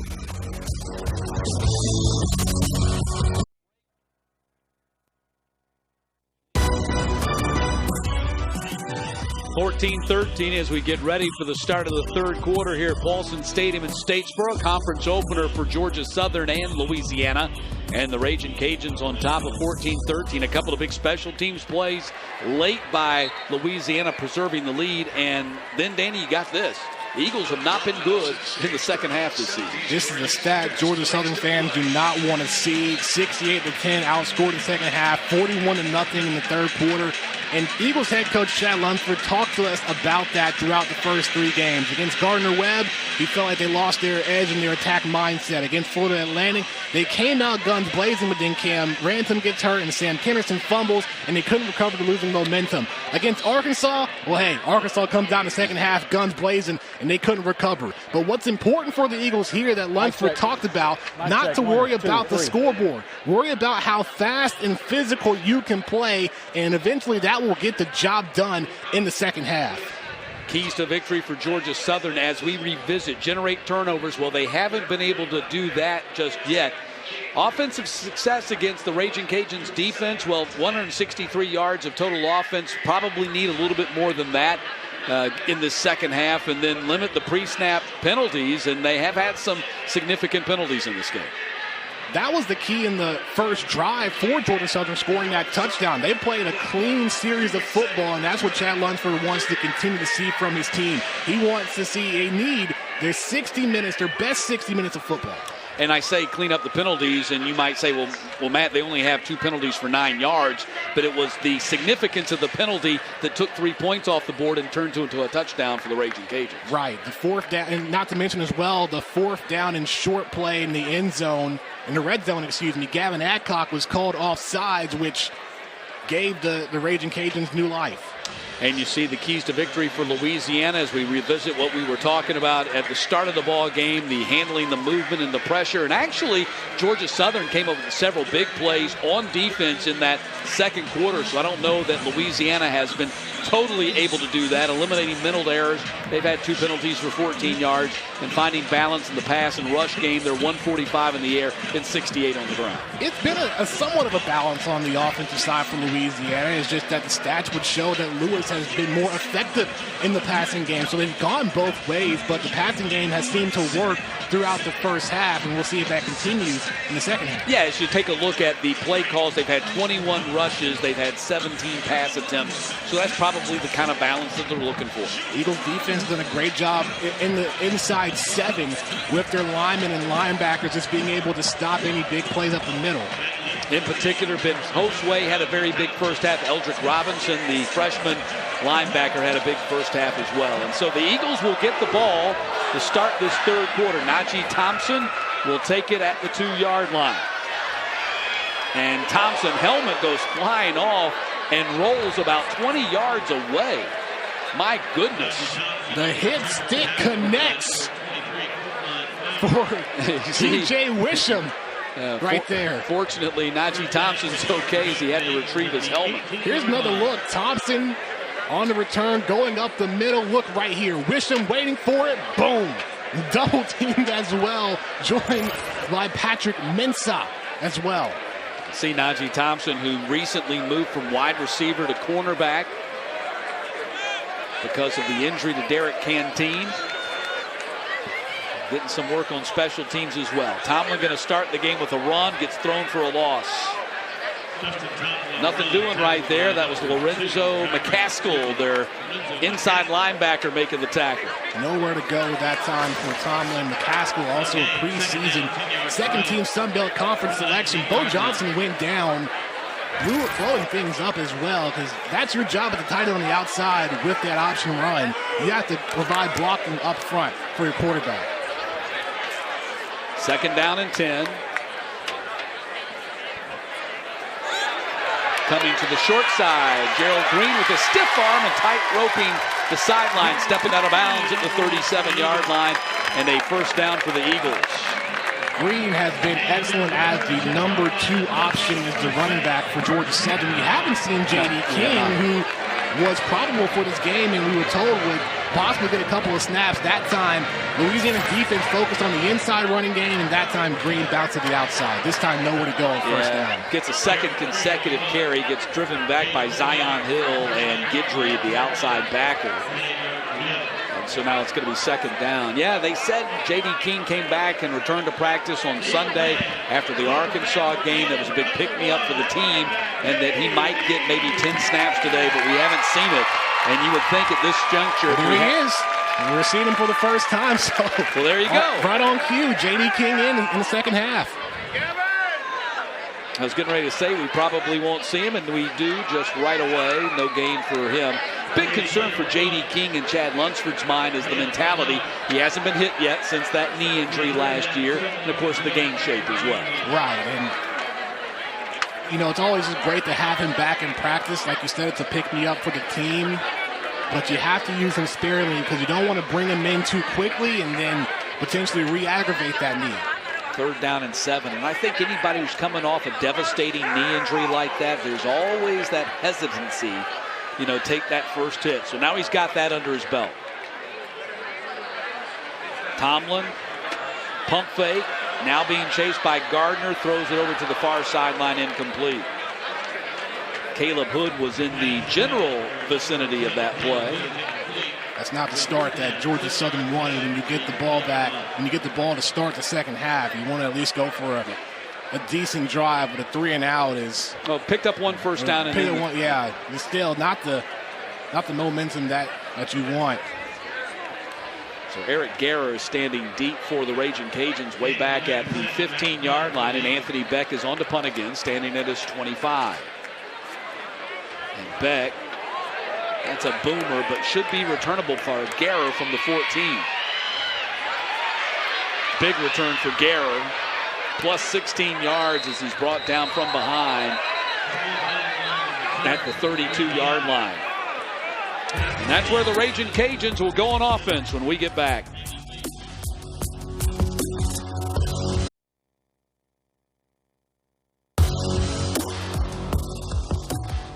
J.D. King sitting in the middle of Gerald Green and Cam Ransom right there. What a boost to get him back. Now, can they get him all the way back to where he was last year when he was playing so well in what was his first senior season?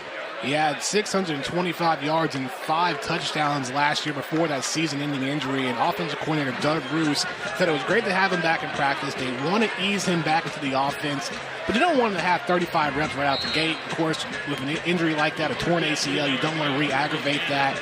And that's why he missed the first couple of games of the year. But the players are fired up to see him back in.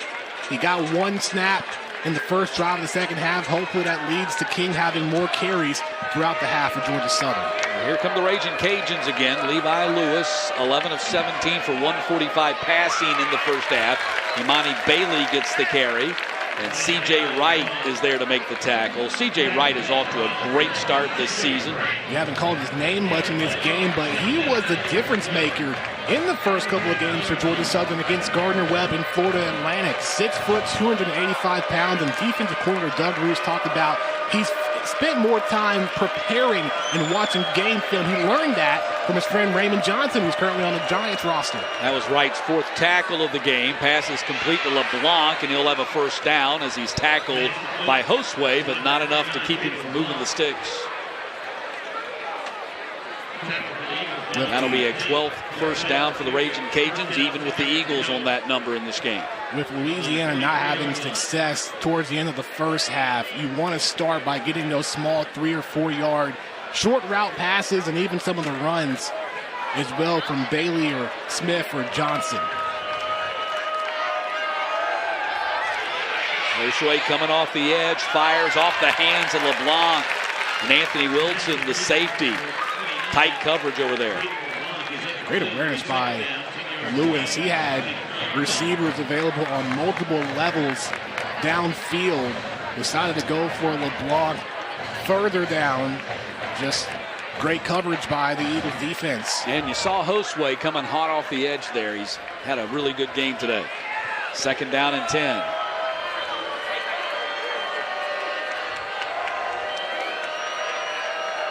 A.J. Watkins got lucky, almost jumped across the line of scrimmage. Watkins has been a big boost to the pass rush. Snap goes off of Lewis's chest, picked up by Bailey. Scrambles to the outside and then down to the sideline. Inside the 30, hops over a man. And then down at the 21 where he gets stuck hard downfield. And Ben Josue looks like he might have gotten hurt on the play as well. Talk about a blown-up snap turning into positive yardage for Louisiana. And another look. Yeah, he was not ready for that snap. Luckily, Bailey recovered and running to the outside. Great blocking by the receiver at the edge and Lumpkin. And Bailey breaking back inside, jumping over a defender. And that's where Josue got hurt right there. That was friendly fire. His own teammate ran into him, and Josue's still on the ground back at the 15-yard line. So we'll step aside as they tend to him.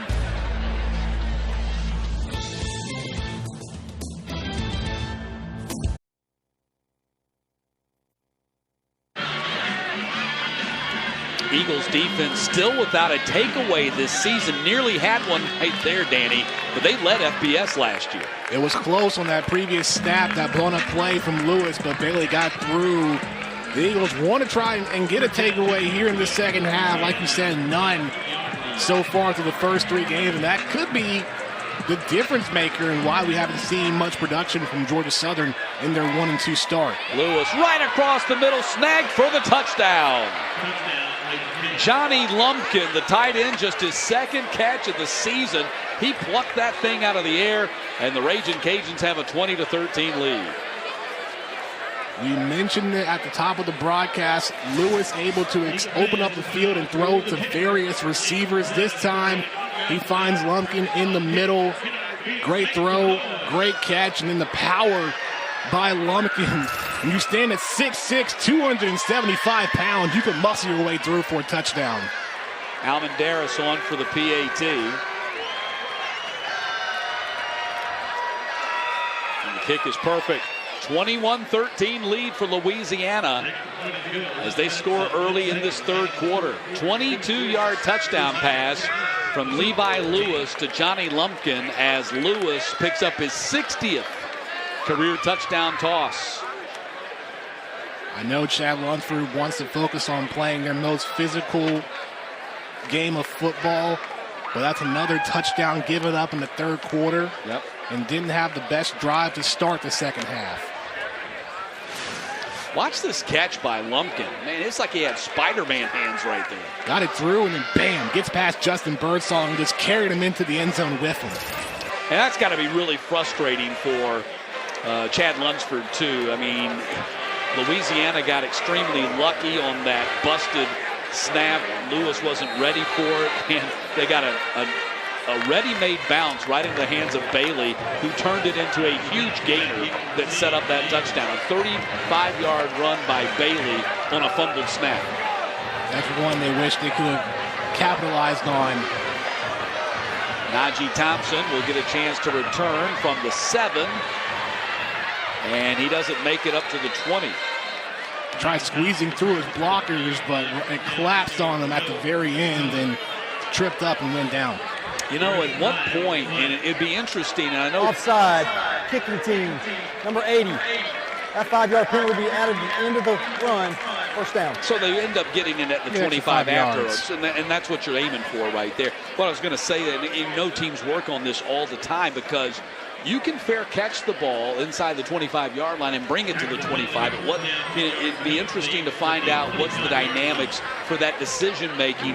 Is it pre-kickoff? Is it while the ball is in the air when you make that decision? I'm going to fair catch this. I think it's a split decision. I mean, Georgia Southern special teams have been able to make some plays in the past, and Najee Thompson wants to create something for the Eagles now that he's no longer a receiver, moving to the cornerback position. So it could be a decision made in the air. It could be decided on how deep the ball is kicked. If it goes in the end zone, of course, you're going to wave it off and call a fair catch. But if you think you have a chance, you're going to try and go for it. As it turns out, they do get it out to the 25 with the penalty called on the Raging Cajuns. And Justin Tomlin runs it right up the middle, right into the arms of Farrad Gardner. Pickup of a couple on that play. They're happy to have Gardner back after he had been out with injury. I can agree it's great to have Gardner back for Louisiana, but for Georgia Southern right there as a quarterback, you have to pick your spots on where the blockers are going. That time, I think Tomlin went the wrong direction. You had an opening on the right side. You had great blocking by your old lineman, but instead tried to go inside, and it didn't work out for him. Gardner, by the way, has 6 tackles now in this game. Tomlin cuts up and picks up the first down at the 40-yard line. That time he made the right decision. That time, found the right opening, was able to get a first down for the Eagles. And you want to have more of those if you want to fight your way back here in the second half. Yeah, he did a really good job of reading the flow of the defense and then had something open up to his left and cut right through it. So 1st and 10 for the Eagles at the 40-yard line. They're down 8 here in the third quarter. Gerald Green bounces off one man across the 50 and runs it down to the 40-yard line. Good hard running by Gerald Green, the leading rusher for the Eagles here tonight. Green has been the X factor on this Georgia Southern offense. This time, great misdirection by Georgia Southern. He even got one of our cameramen off guard. That time, just bounced to the outside, got a first down and then some. That puts Green up over 60 yards. 9 carries, 63 yards for Gerald Green tonight. 1st and 10 for the Eagles from the 40. Green gets it again. Met in the hole that time and gets pushed back. Nothing doing. Good defense there by the cornerback, A.J. Washington, to step in there and limit the run to 2 yards. For the most part throughout the game, Louisiana's defense has done solid containing the run game for Georgia Southern. Washington are making the play. The Eagles have got 134 yards of rushing. They average 218 a game. That's now 137 after that run by Green. 2nd down and 8. J.D. King in the backfield as well on the left side of your screen. Let's see if he gets the ball. No, play action to him across the middle and intercepted inside the 10-yard line. Picked off by Percy Butler, the safety. And that'll be the 2nd interception for the Ragin' Cajuns this season. I hate to say it, but I think that's a bad read by Tomlin. You have one receiver in the middle, and you have 2, 3 guys actually at the very end surrounding that receiver. Tomlin had space in the backfield, and the pocket was wide open. You see there Kennerson coming around the middle, but he overthrew him, and Butler was right there, like a very simple interception for Louisiana. A costly turnover for the Eagles right there. They were starting to gain some momentum. Went 38 yards and then threw it away. Ragin' Cajuns go back on offense at the 9-yard line.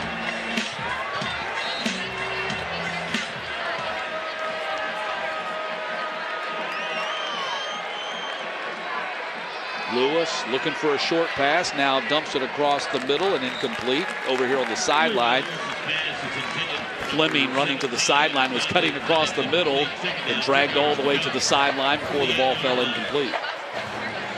Louisiana right here, a chance to open up the score and try to start putting this game away. Yeah, Eagles got to come up with a big stop right here if they can get a 3 and out and force the Cajuns to punt out of their own end zone.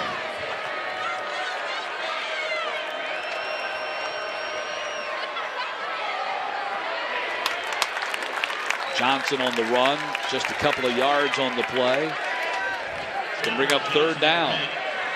This seems to be a recurring thing with Georgia Southern on defense. Their interior 7 will always get the job done of stopping the run game, but in the last couple of games, they've been beat over the top in the passing game.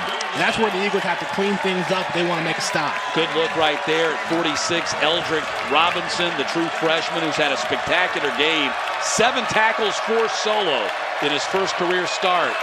Movement by the Eagles. This is a free play for Lewis. He's just going to throw it away. Right up front, nose tackle has to stay there. Jumped on the fake count, on the hard count, I should say. Louisiana going to get 5 yards.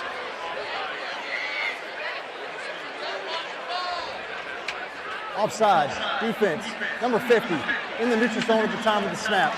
5-yard penalty, 3rd down. That's it, number 50. I believe that's Caleb Kelly, who normally an lineman for Georgia Southern, getting some reps on the defensive side, unless that was a mishap. I think they miscalled the number there. No, that was a 0. That was C.J. Wright. That's something you don't normally see from Wright. Such a veteran player and smart up front as a nose. So now it's going to be 3rd down and 2. Much different play call here for the Raging Cajuns now. Fleming in motion. Looks to Fleming, throws it out there. They got a blocker, that's a 1st down. And he's up to the 29-yard line. They executed that nicely as Wilson puts him on the ground with the tackle. Got a man in motion, turning the trips right. You have that wide receiver screen. You have those 2 guys out there to make the block, and that's a wise decision, just a short pass to get the 1st down. See Fleming going across on the right side of your screen, gets the catch. Great blocking up front by the other receivers. That was number 7, John Stevens, really sealing that play. 1st and 10.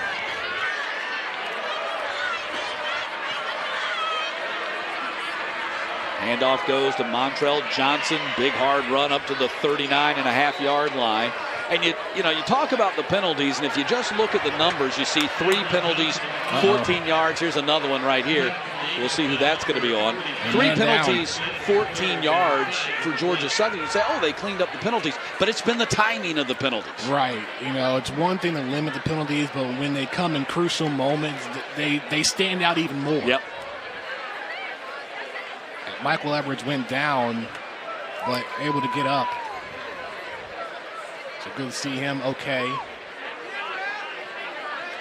Some chippiness towards the end of the play that forced the flag.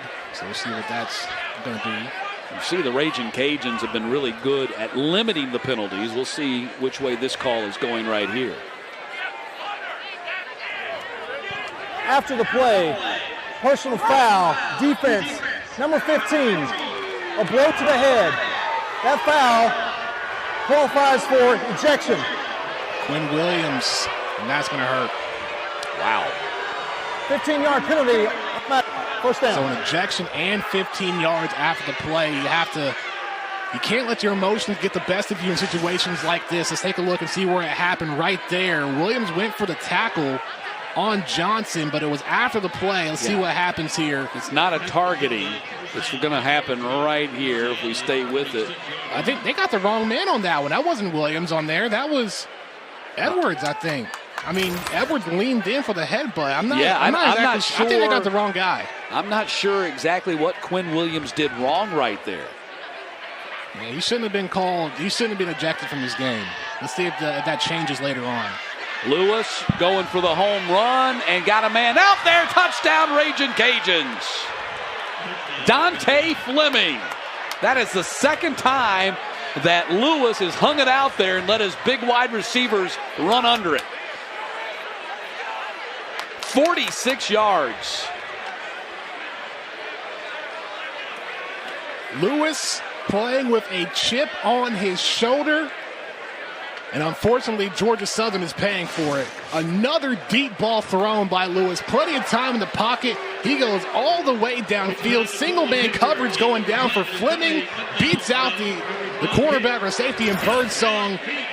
And Louisiana just on a different level right now.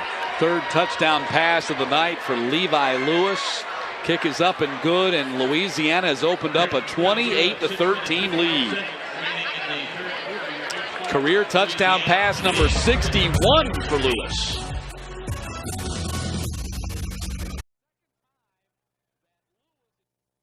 A lot of folks headed for the exits after that long touchdown pass, the 2nd of the night, a long pass, and the 3rd overall touchdown pass for Levi Lewis, who has put together quite a night. 15 of 23 for 238, 3 scores, 17 yards rushing. 4th consecutive game this season that he has thrown for over 200 yards. And as I pointed out earlier, they are 11-3 when he throws for more than 200 yards in a game, and he's done it here tonight again. He's had a fantastic game so far, and that previous series was just a bad defensive series for Georgia Southern, because you start out by having a chance to take them off the field on 3rd down and 8, and then you go off sides. Then at the end of the play, the freshman for Georgia Southern and Michael Edwards kicking team. The ball he placed at the 35-yard line, first down. At the very end, Edwards hitting the running back after the play. He gets ejected. They called him on Quinn Williams. That may get changed, but 15 yards after the play, you got to keep your emotions in check. And then Levi Lewis taking advantage of that afterwards with a deep ball downfield for a touchdown. Yeah, that turned into a 5-play, 92-yard drive, and it should have never gotten that far if the Eagles had not jumped offside. Now, you don't know. Maybe they do convert the 3rd and 8, but you certainly gift-wrapped a great opportunity for them when you got that 5-yard penalty called on Georgia Southern. You have a better chance at 3rd and 8 compared to 3rd and 3. No doubt. No doubt. And it turned into a first down, and it eventually turned into another long touchdown pass for Levi Lewis. So now the Eagles playing with their largest deficit of the night. Gerald Green not going anywhere, runs right into the teeth of that defense. Gardner and Pedesclo right there to make the stop, and Green has yet to get up. He's down. He's hurt too. And he's up under his own power, which is a good sign, but you can see he's shaken up right now. He has been the leading rusher for the Eagles this evening. 66 yards on 10 carries. You had nowhere to go. Caleb Kelly was pulling aside for the block, but he may have missed the man on his right side, and that forced Gardner to come in and Pedesclo. So 2nd down and 10.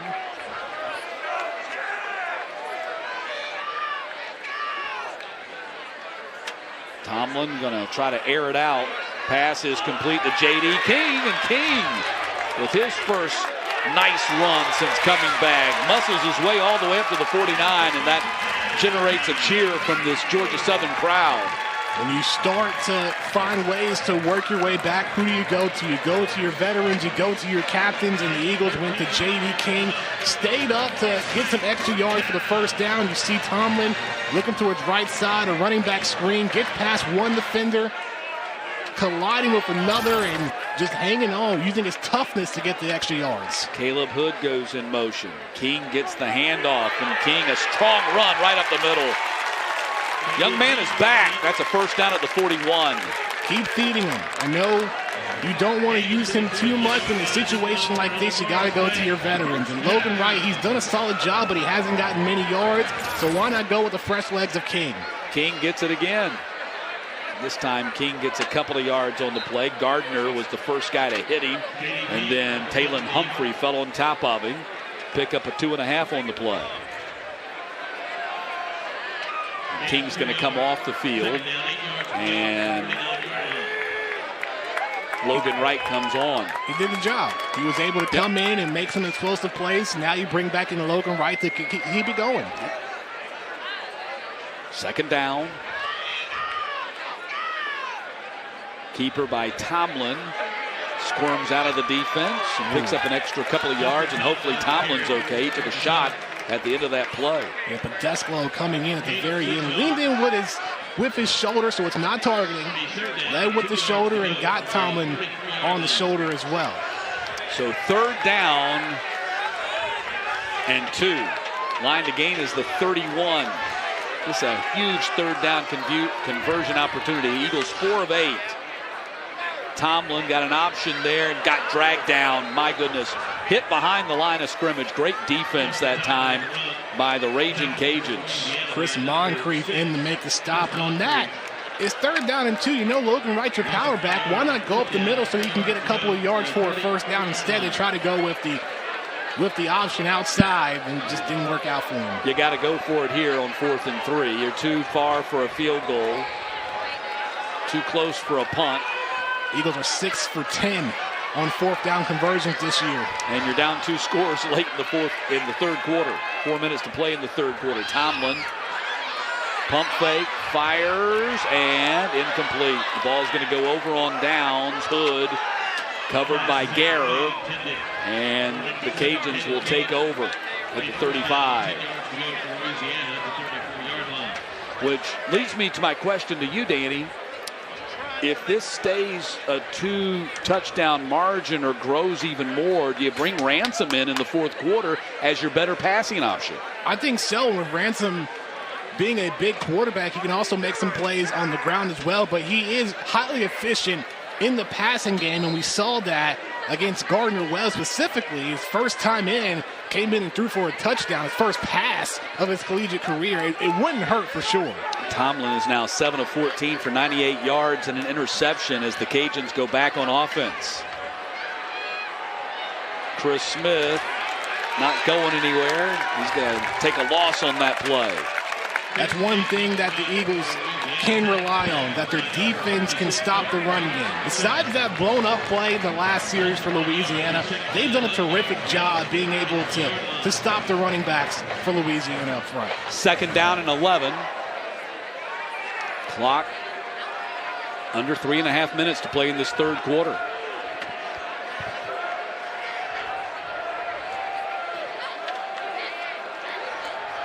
Lewis gets it out of there quickly. That is complete on the far sideline to Meagle, the tight end. Great play drawn up by Louisiana. They knew that the pressure was coming. The Eagles sent 5, the 3 D linemen and the 2 outside backers, and Lewis got it out quickly. I mean, you just can't replace a 6th-year senior quarterback and the experience this guy has. He's just so savvy in that pocket, makes quick decisions, has a great strong arm too. I mean, we talked about it already. 5'10", 184. He doesn't necessarily fit the mold, but he gets the job done. Incomplete, trying to get it to Meagle again. And it's going to be 4th down. So the Eagles appear to have gotten the stop that they need. That's where it starts. Just one drive at a time. The defense got the job there now. Got it done. So now the offense needs to come back out and execute. That's all it takes. You got to take, in situations like this, when you're down by multiple scores, you might start to panic and think, what can you do? But if you take a deep breath, slow things down, and try to make plays one at a time, and you'll slowly work your way back in. Burns on to punt, and Caleb Hood, who's been pretty quiet tonight, they have not been able to get him the ball as much as they did the last 2 games when he had 6 receptions against both FAU and Arkansas. Going to try to field this and take it back, and he's going to take a loss on the play. So Hood dropped at the, let's see where they'll spot it. I think they're going to put it the 18. And so that's where the Eagles go back on offense. 253 yards for the Eagles tonight. 155 rushing, 98 passing. They picked up 16 first downs to the Cajuns 17. But the big plays have been the difference in this game. In particular, Levi Lewis and touchdown passes of 46 and 48 yards. That's been the difference. Has been excellent on the deep ball. Tomlin going to stay in. I know we mentioned or asked if there's a chance we see Ransom, but Tomlin back out there, and also Joe Green and Logan Wright in the backfield with him. Yeah, Eagles got a little juice from J.D. King coming in the game. A play-action fake right there. And a catch on the run by Logan Wright across the 50 and down to the 45. Wheel route for Logan Wright out of the backfield and a big gainer for the Eagles. That's the second time the Eagles have ran that play where they fake an option out to the outside, and then Tomlin drops back and finds an open man downfield. That time, Logan Wright had space, and it was a low throw and a low catch by Wright, but able to hang on and get some positive yards. 1st and 10 from the 44. Wright gets the handoff, runs right into the arms of Andre Jones and driven back, picked up 4 on the play.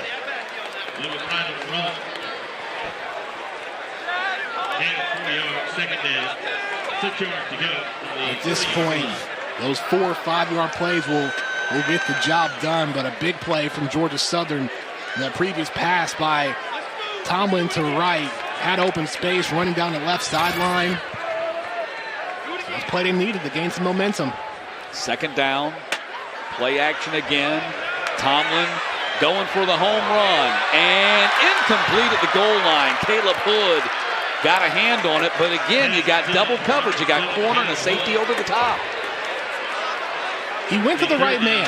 Caleb Hood has been heavily involved in the first 3 games for Georgia Southern. They have 15 catches entering tonight.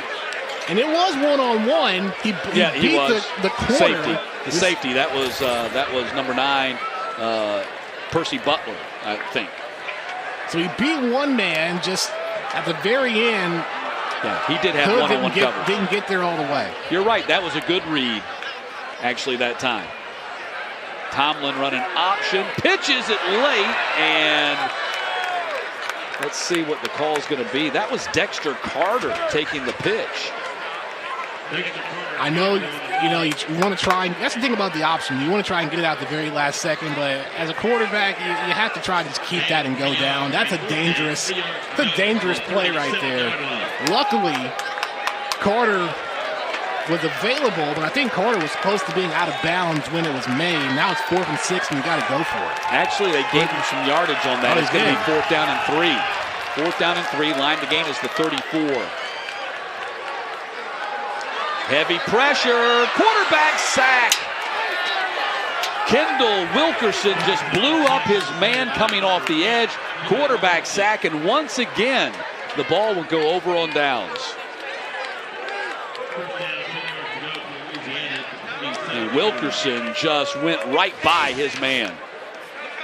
Take a look here. Tomlin, look on the outside rush by Quibido. Able to come in and ate up Tomlin.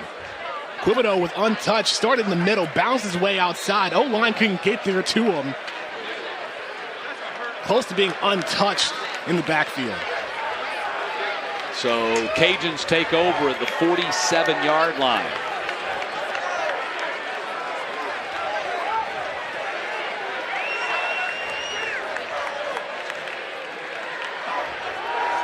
Lewis going for another long shot. Got a man open and in and out of the hands. Nearly intercepted back there by Robertson. Jefferson the target. Close call. Jefferson almost got it off the bounce. An attempted interception from Robertson. There you see Lewis continue to have plenty of time in the pocket. Yeah, Robertson, great attempt. But Jefferson was almost there off the rebound. Yeah, that would have been an easy touchdown if he had been able to hold on to it. Ball was underthrown that time. First time that Lewis has done that. Imani Bailey hit by Robinson and driven back. Again, Eldrick Robinson, the first guy there. I know that's been a continuing theme tonight. 9 tackles for Eldrick Robinson. The freshman making his first career start. In situations like this is where you want to see who's going to step up. And we've called Robinson's name throughout tonight. He's been a great addition and a major factor on the Eagles defense. Final 30 seconds of the third quarter. 3rd down and 10. Fleming in motion. He caught the last long touchdown pass. Running an inside screen to Lacey, and he's going to be short of the first down. Stopped at the 49. Good stop by the Eagles defense. Raging Cajuns went 5 receivers, empty backfield. I thought for a moment Lewis would go deep. Instead, they try to go for the quick slant route and use those extra receivers for blockers, but they couldn't get there in time. Great stop by Georgia Southern, and now they go to the 4th quarter. Final play of the 3rd. Raging Cajuns will be punting to start the 4th when we get back.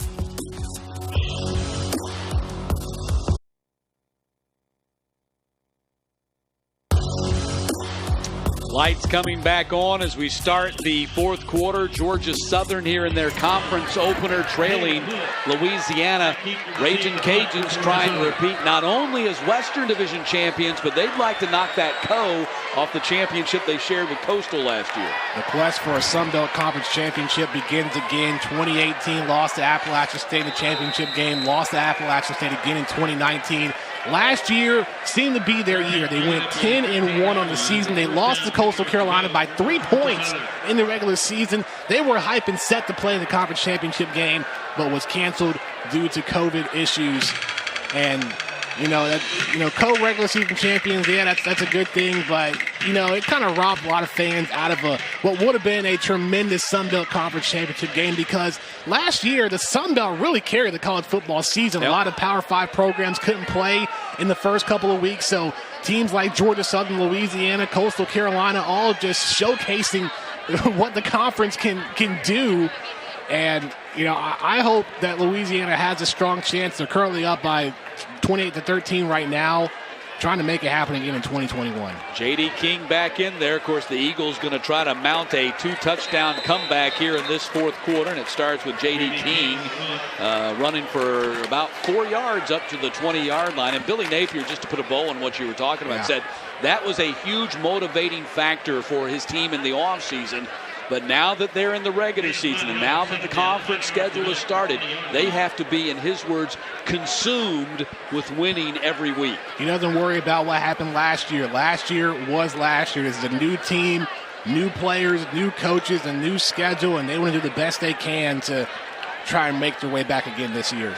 Pass is going to be complete to King. So King getting an opportunity here in this fourth quarter, the third and the fourth quarter. Is it my imagination, or is J.D. King lighter than he used to be? He looks lighter. He was listed as 215 pounds before, but he looks slimmer. Yep. And in situations like this is just a great opportunity to get King reps, because you want to get him back in full force later on in the season.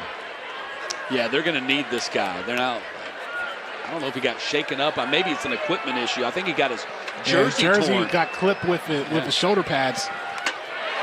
Big run by Green around the edge. And Green still on his feet. All the way down the sideline. Gerald Green. Touchdown, Georgia Southern.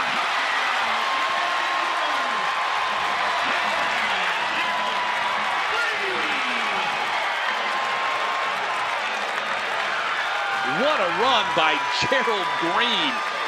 They looked like they had him hemmed in on the sideline several times, but he eludes the tackles and makes the sprint to the end zone. Have a game, Gerald Green. His third rushing touchdown. This time, bounces to the outside. I had some trouble. Get off me, the other guy. Get past another tackle. Breaking off 2 tackles there. My goodness. Just what a run by Green. 76-yard touchdown run by Green. Rayner on for the single PAT. And the kick is going to be good this time. It's all about effort. Yeah. And Green right there with a huge effort play to put Georgia Southern back into this, down by 8. More after the break on ESPN+. His own hands with an electrifying 76-yard touchdown run down the sideline.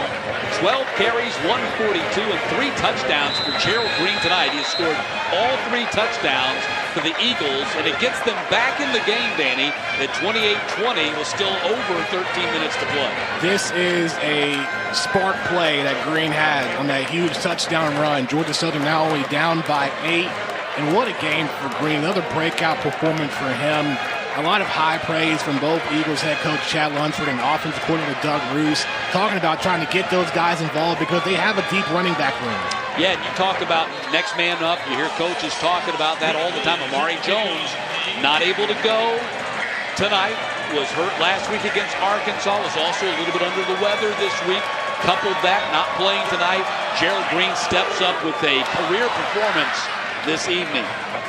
Kick is going to go out of bounds. Man, that was the last thing you wanted to do right there, giving the Raging Cajuns the ball at the 35. Situation like that, you got to keep it in play.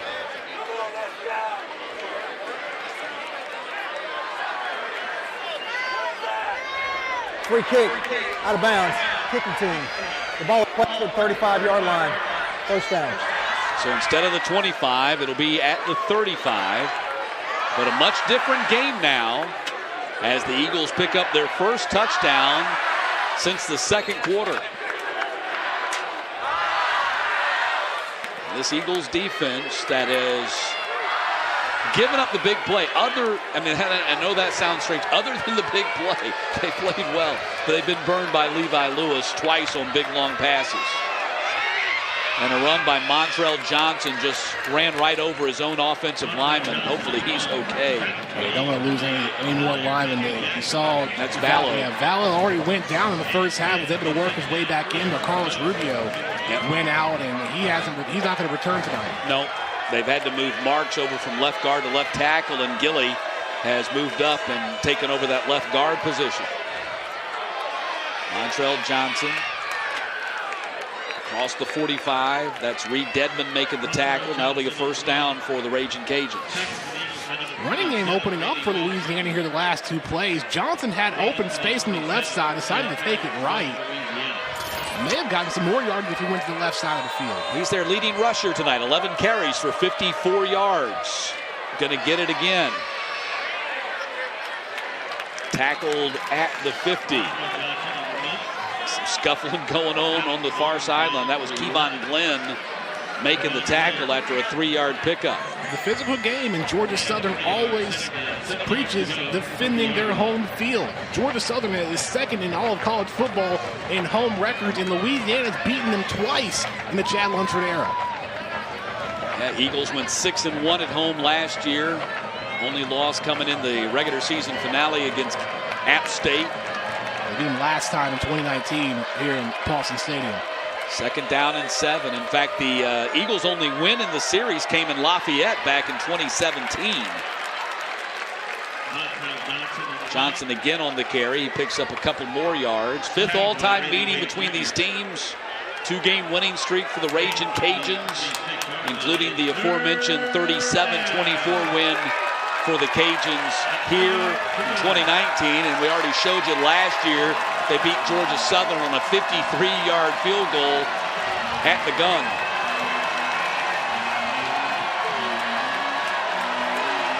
Third down and 3. Cajuns 3 for 11 on 3rd downs. Lewis hit from behind and sacked at the 49-yard line. Tyler Bride coming with the corner blitz. The Eagles loaded up the front, and it pays off at the end. Tyler Bride went in untouched. Look on the right side of your screen. He's going to come through when you least expect it, and right on Lewis's blind side, bam, took him down. And a chance now for the Eagles as the momentum continues to go their way. Another big play by this Georgia Southern defense, and I guess that's what I was trying to articulate a few moments ago as Burns gets it out of there, and Hood's going to let it go over his head, and it kicks into the end zone. Smart decision that time by Caleb Hood. And the ball will come out to the 20-yard line. We'll step aside. Eagles going back on offense with just under 10.5 to play when we get back.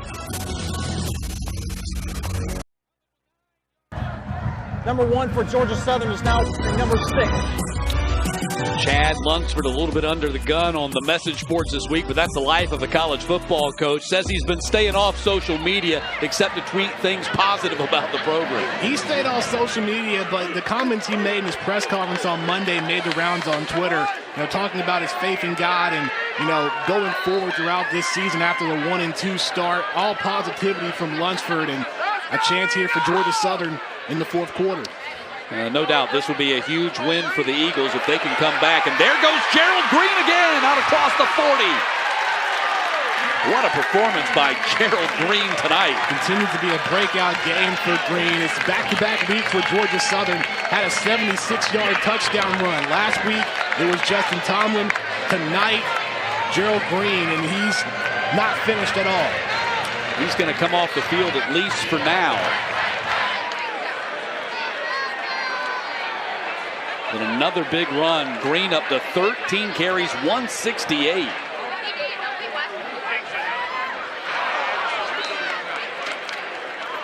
That's Najee Thompson getting the carry. Surprising. How about that? Thompson was moved from wide receiver to cornerback, but back on the offensive side trying to switch some things up. Making him a two-way player. Offense, defense, special teams, a three-way player. He stays out there. One of the new changes, along with Sam Kennerson. We saw Kennerson in the first half make a catch. Tomlin going to run it right up the middle. Stopped at the 49-yard line right there by Percy Butler, the safety. And now it's going to be 3rd down and short. Green comes back on. Yeah, I think that was just a couple of plays by Najee Thompson to give Green a chance to catch his breath.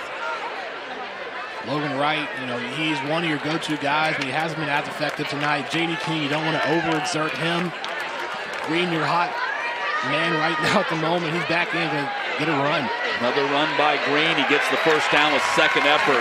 Gardner hitting before the sticks, and Green muscled right through his tackle. The Eagles offensive coordinator Doug Bruce talked about sticking with the hot hand in moments like this throughout a game, and you see that staying with Gerald Green. Another first down for Georgia Southern. And he is a good-looking running back. He is really rocked up. Young man who started East Coweta High School. He's had a few big moments in his brief career here at Georgia Southern, but no night like he's had tonight. Green again. He runs with authority. He's not a big kid at 5'9", 195, but he runs with a lot of power. Picks up a couple more yards right there. That's 3 more. Man, he is in a spot where he could have a 200-yard rushing night. That's where the Eagles like to split their carries. They like to have a power back and a speed back. And with Amari Jones out, Green taking over the speed back role. I think he's kind of both. He can be in situations like today. Absolutely. Tomlin on the RPO. Zion Hill wraps him up at the 40-yard line. Going to bring up about 3rd down and 6 now. The Eagles have been moving, and they've been known to take time off the clock. Already 3 or 4 minutes have gone by in the 4th since this drive has started. We'll call it 3rd down and 5, but it's closer to 6, I think. The line to gain's the 34, and the ball is just inside that 40. Big 3rd down coming up right here. Eagles are 6 for 12 on their 3rds tonight.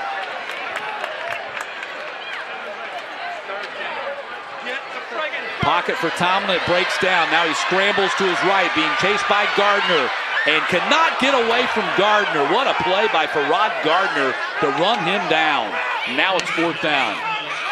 That was a great tackle by Gardner, able to stick with Tomlin as he bounced to the outside. You see Gardner, trying to get past Khalil Crowder. Then as Tomlin goes to the outside, Gardner follows and grabs him down by the back of his jersey. It's 4th down for Georgia Southern. Normally I'd say go for it, but they weren't successful in their last 2 4th down conversions. Yeah, I think you got to go for it here because we're down to 6.5. You're too far to kick a field goal. You're too close to punt, I think, and give the ball back. So they're going for it on 4th down. Johnson in motion. Tomlin, does he look at him? Throws across the middle, incomplete. Kennerson was the target, and Washington breaks it up, and the ball goes over on downs. That hurts. That's a momentum killer. Tomlin had to get it out in time. Had some time in the pocket, but as it started to collapse on him and pressure was coming in, had to let it go. Found Kennerson across the middle of the field, but bounces out of the hands, and that's a momentum killer. Dan, I thought they might go back to Bo Johnson there. They ran that play effectively in the first half with a big gainer to Bo Johnson, instead going to Kennerson across the middle. So now the Georgia Southern defense has to get a 3-and-out here because the Raging Cajuns are in a spot where a couple of first downs could burn 3 minutes or more off the clock. Or Lewis can just go for another deep shot. We've seen him do it twice so far tonight. Going to keep it on the ground, go to Chris Smith. He's hemmed in over there, and he's going to be driven out of bounds. They lost yardage on that play. You're right, though. In situations like this, when you're up by a touchdown or more, Louisiana can just try to run the clock out a little bit and put the pressure on Georgia Southern. But also another score here while running some time off the clock and seal the deal.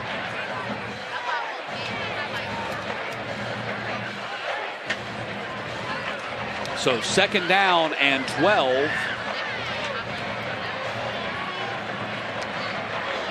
Ball at the 38-yard line.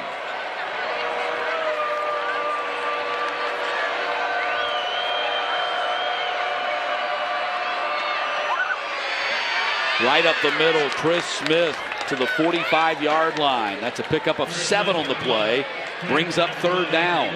That was close to a touchdown-saving tackle by Anthony Wilson at the end. You see right here on the run, Smith, the fake by Lewis. At the very end right there, Wilson tripping up Smith, getting a 1st down and possibly more.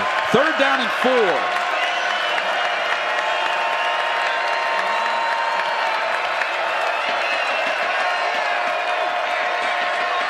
Lewis, heavy rush. Ellis chasing him.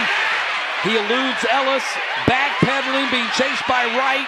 Throws on the run and out of bounds. And the Eagles get the 3-and-out stop. What elusiveness by Lewis there. He was able to shake off Ellis. Ellis was there to make a play, but able to escape one man. But as more defenders came back, smart decision to throw it away. It's another great stop by the Eagles defense.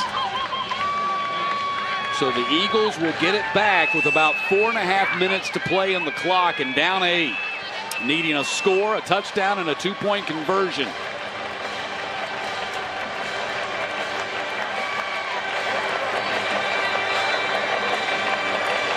And that'll be a delay of game penalty.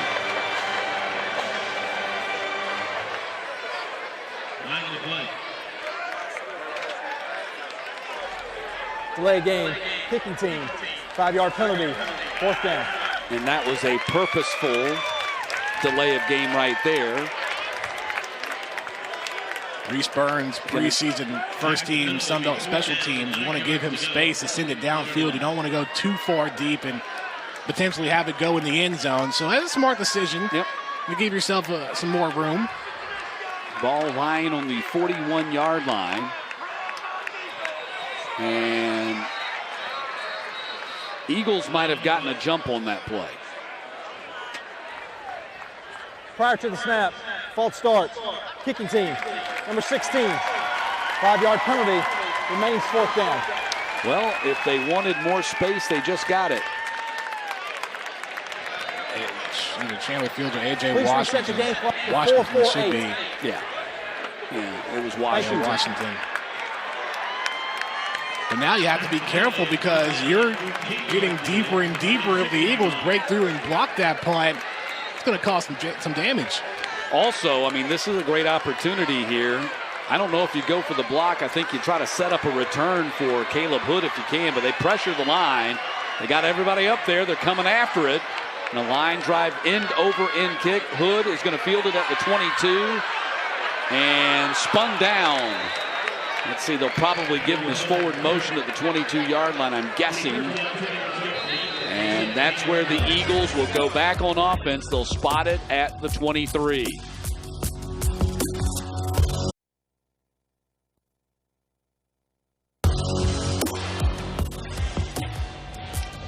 .440 to go as we take a look at Georgia Southern. Their next game will be here at home next Saturday. That's an afternoon game against Arkansas State, and then back out on the road against Troy in South Alabama before Georgia State comes to town. Panthers put a scare in the Auburn Tigers today. It's been a fun afternoon for the Sun Belt Conference, especially when you go back to a couple days ago, Appalachian State. Yep, came a back, nail-biter against Marshall, yeah. Georgia State giving Auburn some scares. Logan Wright comes in after the run by Gerald Green. That was a 5-yard pickup. They're going to keep going to Green. Yep. Seppi comes out right now. Logan Wright comes back in.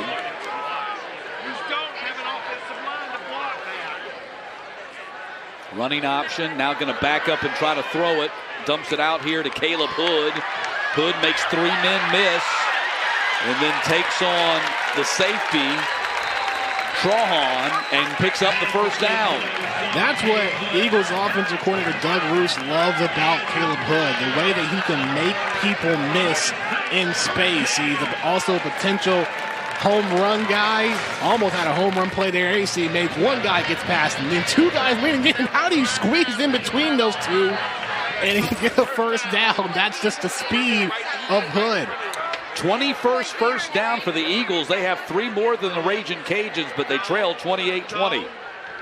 Tomlin, ball batted up in the air by Jones and nearly intercepted. Logan Wright fields it on the hop and gets tackled by Jones just in case. They call it incomplete before Jones picked it back up. Another great defensive play by Louisiana and Andre Jones. And now Gerald Green comes back on the field, 2nd down and 10, down to 3.5 to play. Both teams have the full complement of 3 timeouts remaining. Gerald Green, 16 carries, 179 yards. He has scored all 3 touchdowns for the Eagles tonight, including a 76-yard sprint. Play action. Tomlin guns it. Caught and then fumbled. And they're going to rule that incomplete, I believe, or not. Going back, yeah, they did call it incomplete. That's an incomplete pass. Just took a little late to get the whistle. They called it incomplete, but didn't hear the whistle, and Raging Cajuns smartly picked it up. Ruling on the field is an incomplete pass. 3rd down. Cam Pedesclo once again making his force known on the field. Hit stick applied. Great catch, but yeah, that's not a catch. See, even better tackle and hit by Pedesclo. McAfee has to hang on in moments like this where you're trying to move downfield, and 3:30 remaining with 3rd and 10. Yeah, you're in 4-down territory. Well, you do have 3 timeouts remaining, so you don't have to go for it on 4th and 10 if you don't pick up any yardage here. Tomlin, intercepted. There is a flag out, however. That's going to turn away, and right there, Andre Jones jumped on the hard count, so what would have been a momentum shift in play and probably would have ended the game for the Raging Cajuns, that's going to get changed. So Guerra comes up with the pick, but it's going to be erased.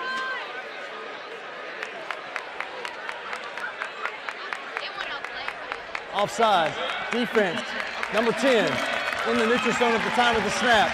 Jones has played well throughout this game, but down. moments like that, you have to be fundamentally sound and can't jump. Look at this left side of your screen. Hard count. He jumps. That's a free play for Georgia Southern. Luckily, it won't count with Tomlin throwing an interception there.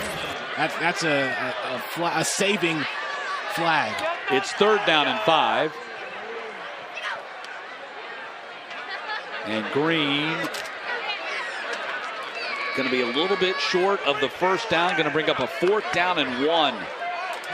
Here's what I want to see from Georgia Southern on 4th and 1. The last couple of 4th down plays they went through the air. Situations like this, you bring in Logan Wright, your power back, you go up the middle, you get the 1st down, and you keep it moving. And J.D. King comes back in the game. He's wearing number 6. We misidentified earlier when we said the number 6 was Najee Thompson, which is Najee Thompson's number, but J.D. King's got a new jersey on here, wearing 6. Going to kick to the outside and pick up the 1st down.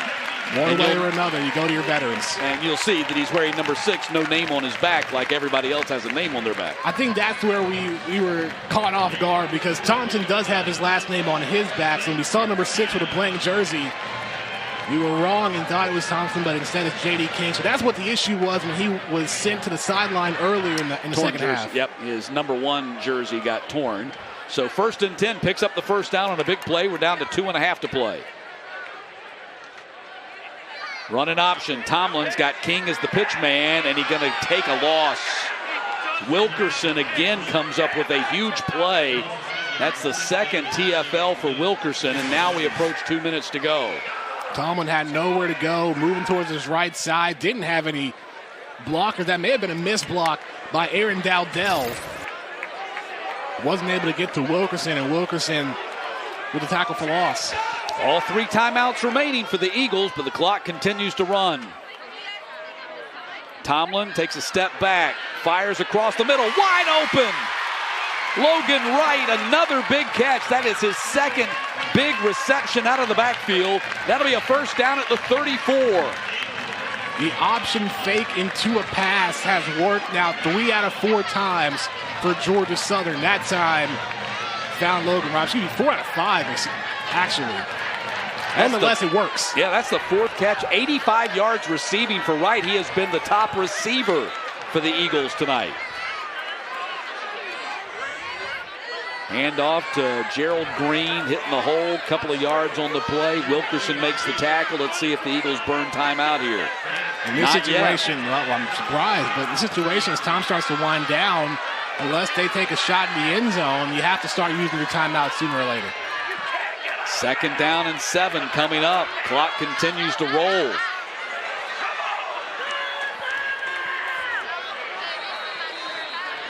And now the timeout's been called by the Raging Cajuns. Timeout, Louisiana. Their first charge timeout of the half. So we'll step aside as we wind down to a dramatic finish here in Statesboro.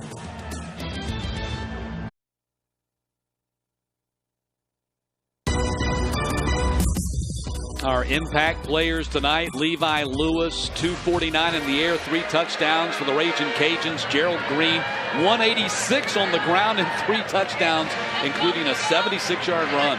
Gerald Green not only can find the end zone in the red zone offense, the big 76-yard touchdown, but Levi Lewis through the air for 3 touchdowns. It's been an amazing thing to watch throughout the night. 2nd down.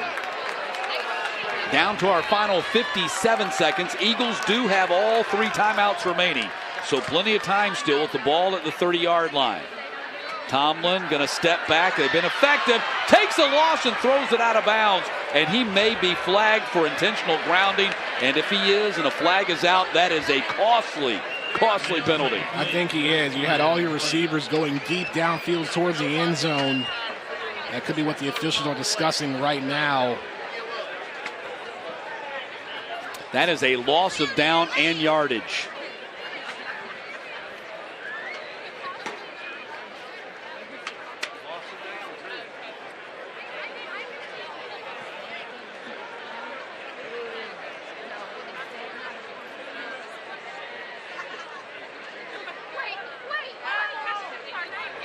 Number 17 of the offense threw the ball out of bounds intentionally to conserve time. That's a 5-yard penalty from the spot of the foul. Loss of down, 3rd down. Georgia Southern has elected to use a timeout to avoid the 10-second runoff. Wow. The previous play is under video review. I understand. Wow. Use a timeout to save a 10-second runoff. Use as much time as you can to try and fight your way back. Tomlin, unfortunately, was trying to get the ball out, just get it out, having pressure. But in that situation, because we've seen that play a couple of times throughout the game for the Eagles, that's worked out very efficiently. All of your receivers are all the way downfield heading towards the end zone. Well, it kind of goes back to a very familiar theme tonight that we've talked about a number of times, Danny, and that is that you look at the total penalty yardage, it's going to be 5 for 34, and it's going to look statistically good. It's been the timing of these penalties that have just been devastating to Georgia Southern. Yeah, we know what they're going to do, and this could work in Georgia Southern's favor. He might have been down before he threw the ball out of bounds.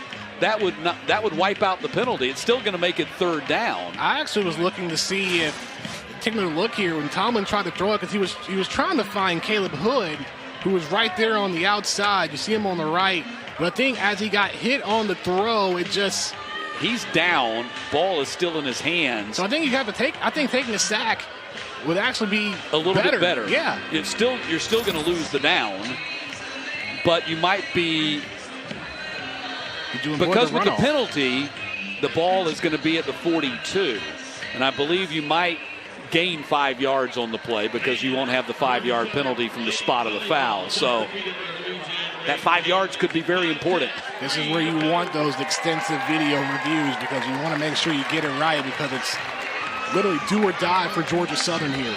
And so this puts Georgia Southern in the very odd position of wanting the review to show that their quarterback was sacked. Yeah.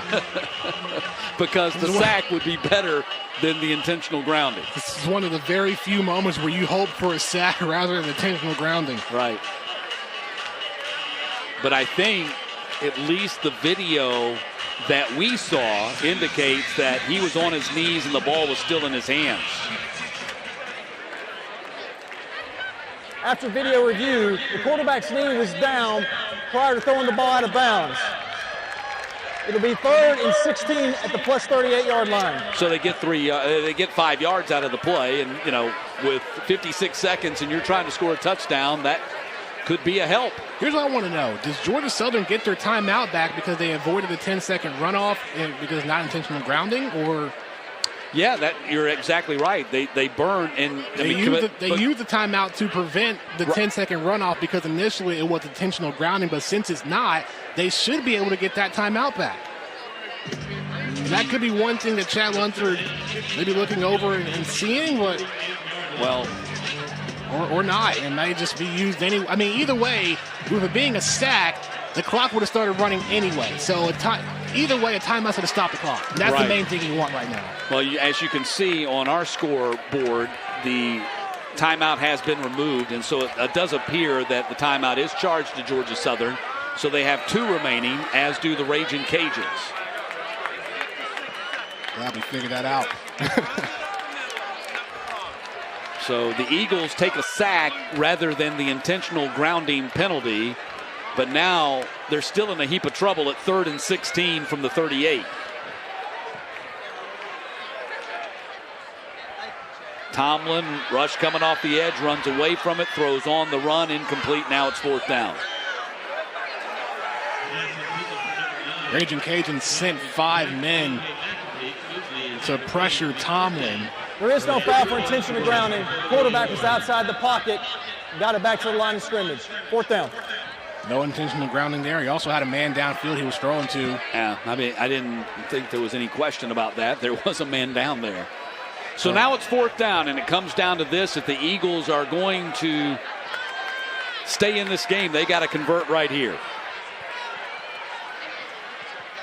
Tomlin flushed. Man, he is retreating the wrong way.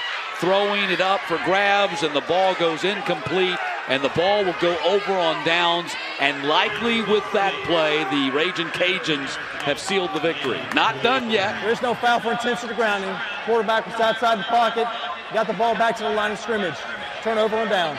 So it's not completely hay in the barn yet for the Raging Cajuns. There's still 44 seconds on the clock, but with the Eagles having burned a timeout, if they had all 3, you'd feel better about it if you're a Georgia Southern fan, but with only 2, it's going to be very difficult. With 44 seconds, they have to hope for a forced turnover here to have a strong chance. Well, they're going into their victory formation. So they're going to do nothing more than take a knee here on 3 consecutive plays and run out the clock. So there's the timeout by the Eagles. 2 seconds tick off the clock. Georgia Southern, timeout. Their second charge timeout of the half. I think you can say this is dead because once they kneel it down on 2nd down, 2 more seconds go off the clock. The Eagles use their final timeout, and then then on 3rd down and kneel it again, that'll run out the clock. So. Yeah, the only thing that could happen is if you have the famous almost like Herm Edwards play, but there's not going to be any kind of a handoff for there to be a fumble. Yeah. Unless there's a fumbled snap to the quarterback, that's the only hope Georgia Southern would have at this point. Another game for Georgia Southern where they couldn't get it going in the second half. They had a couple of possessions to start, didn't get anything going, and just mistake after mistake with penalties, and the 5-play, 92-yard drive by Louisiana really just silenced the crowd. Gerald Green gave them hope with that big 76-yard touchdown run in the 4th, but last drive for Georgia Southern couldn't get it downfield. But how about timeout? The Raging Cajuns, reigning West Division champions. 30-second timeout.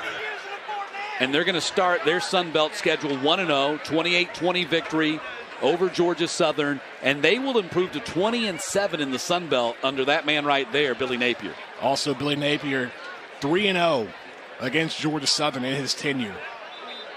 He knows how tough it can be to win at Paulson, being a former quarterback for Furman, playing against them in the FCS, and just a great performance by Louisiana tonight. Yeah, and furthermore, they've never lost a West Division game under Billy Napier. They're 12-0 against their division since he became the head coach. Right now it seems like it's Louisiana on top in the West Division. Nobody going to be able to stop them. We'll see, because they face South Alabama next week.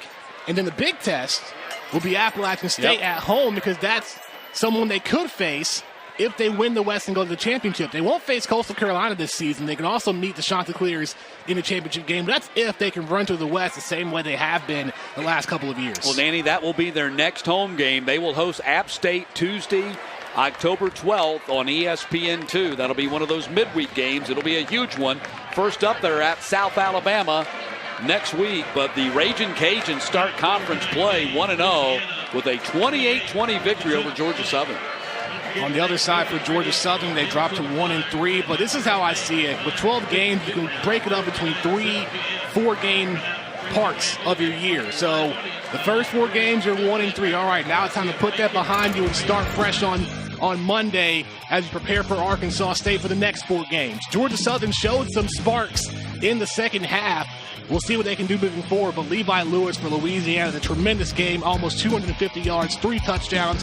Jalen Green, a bright spot for the Eagles, another weapon after a breakout performance tonight. We'll see what they can do moving forward. Yeah, Lewis with the 2 long touchdown passes overshadows what was a spectacular night for Gerald Green, and a blocked PAT and a blocked field goal as well. Ultimately does not decide in the factor into the final score, but certainly had a bearing on how this game was played out in the second half. Definitely where things took a shift going forward.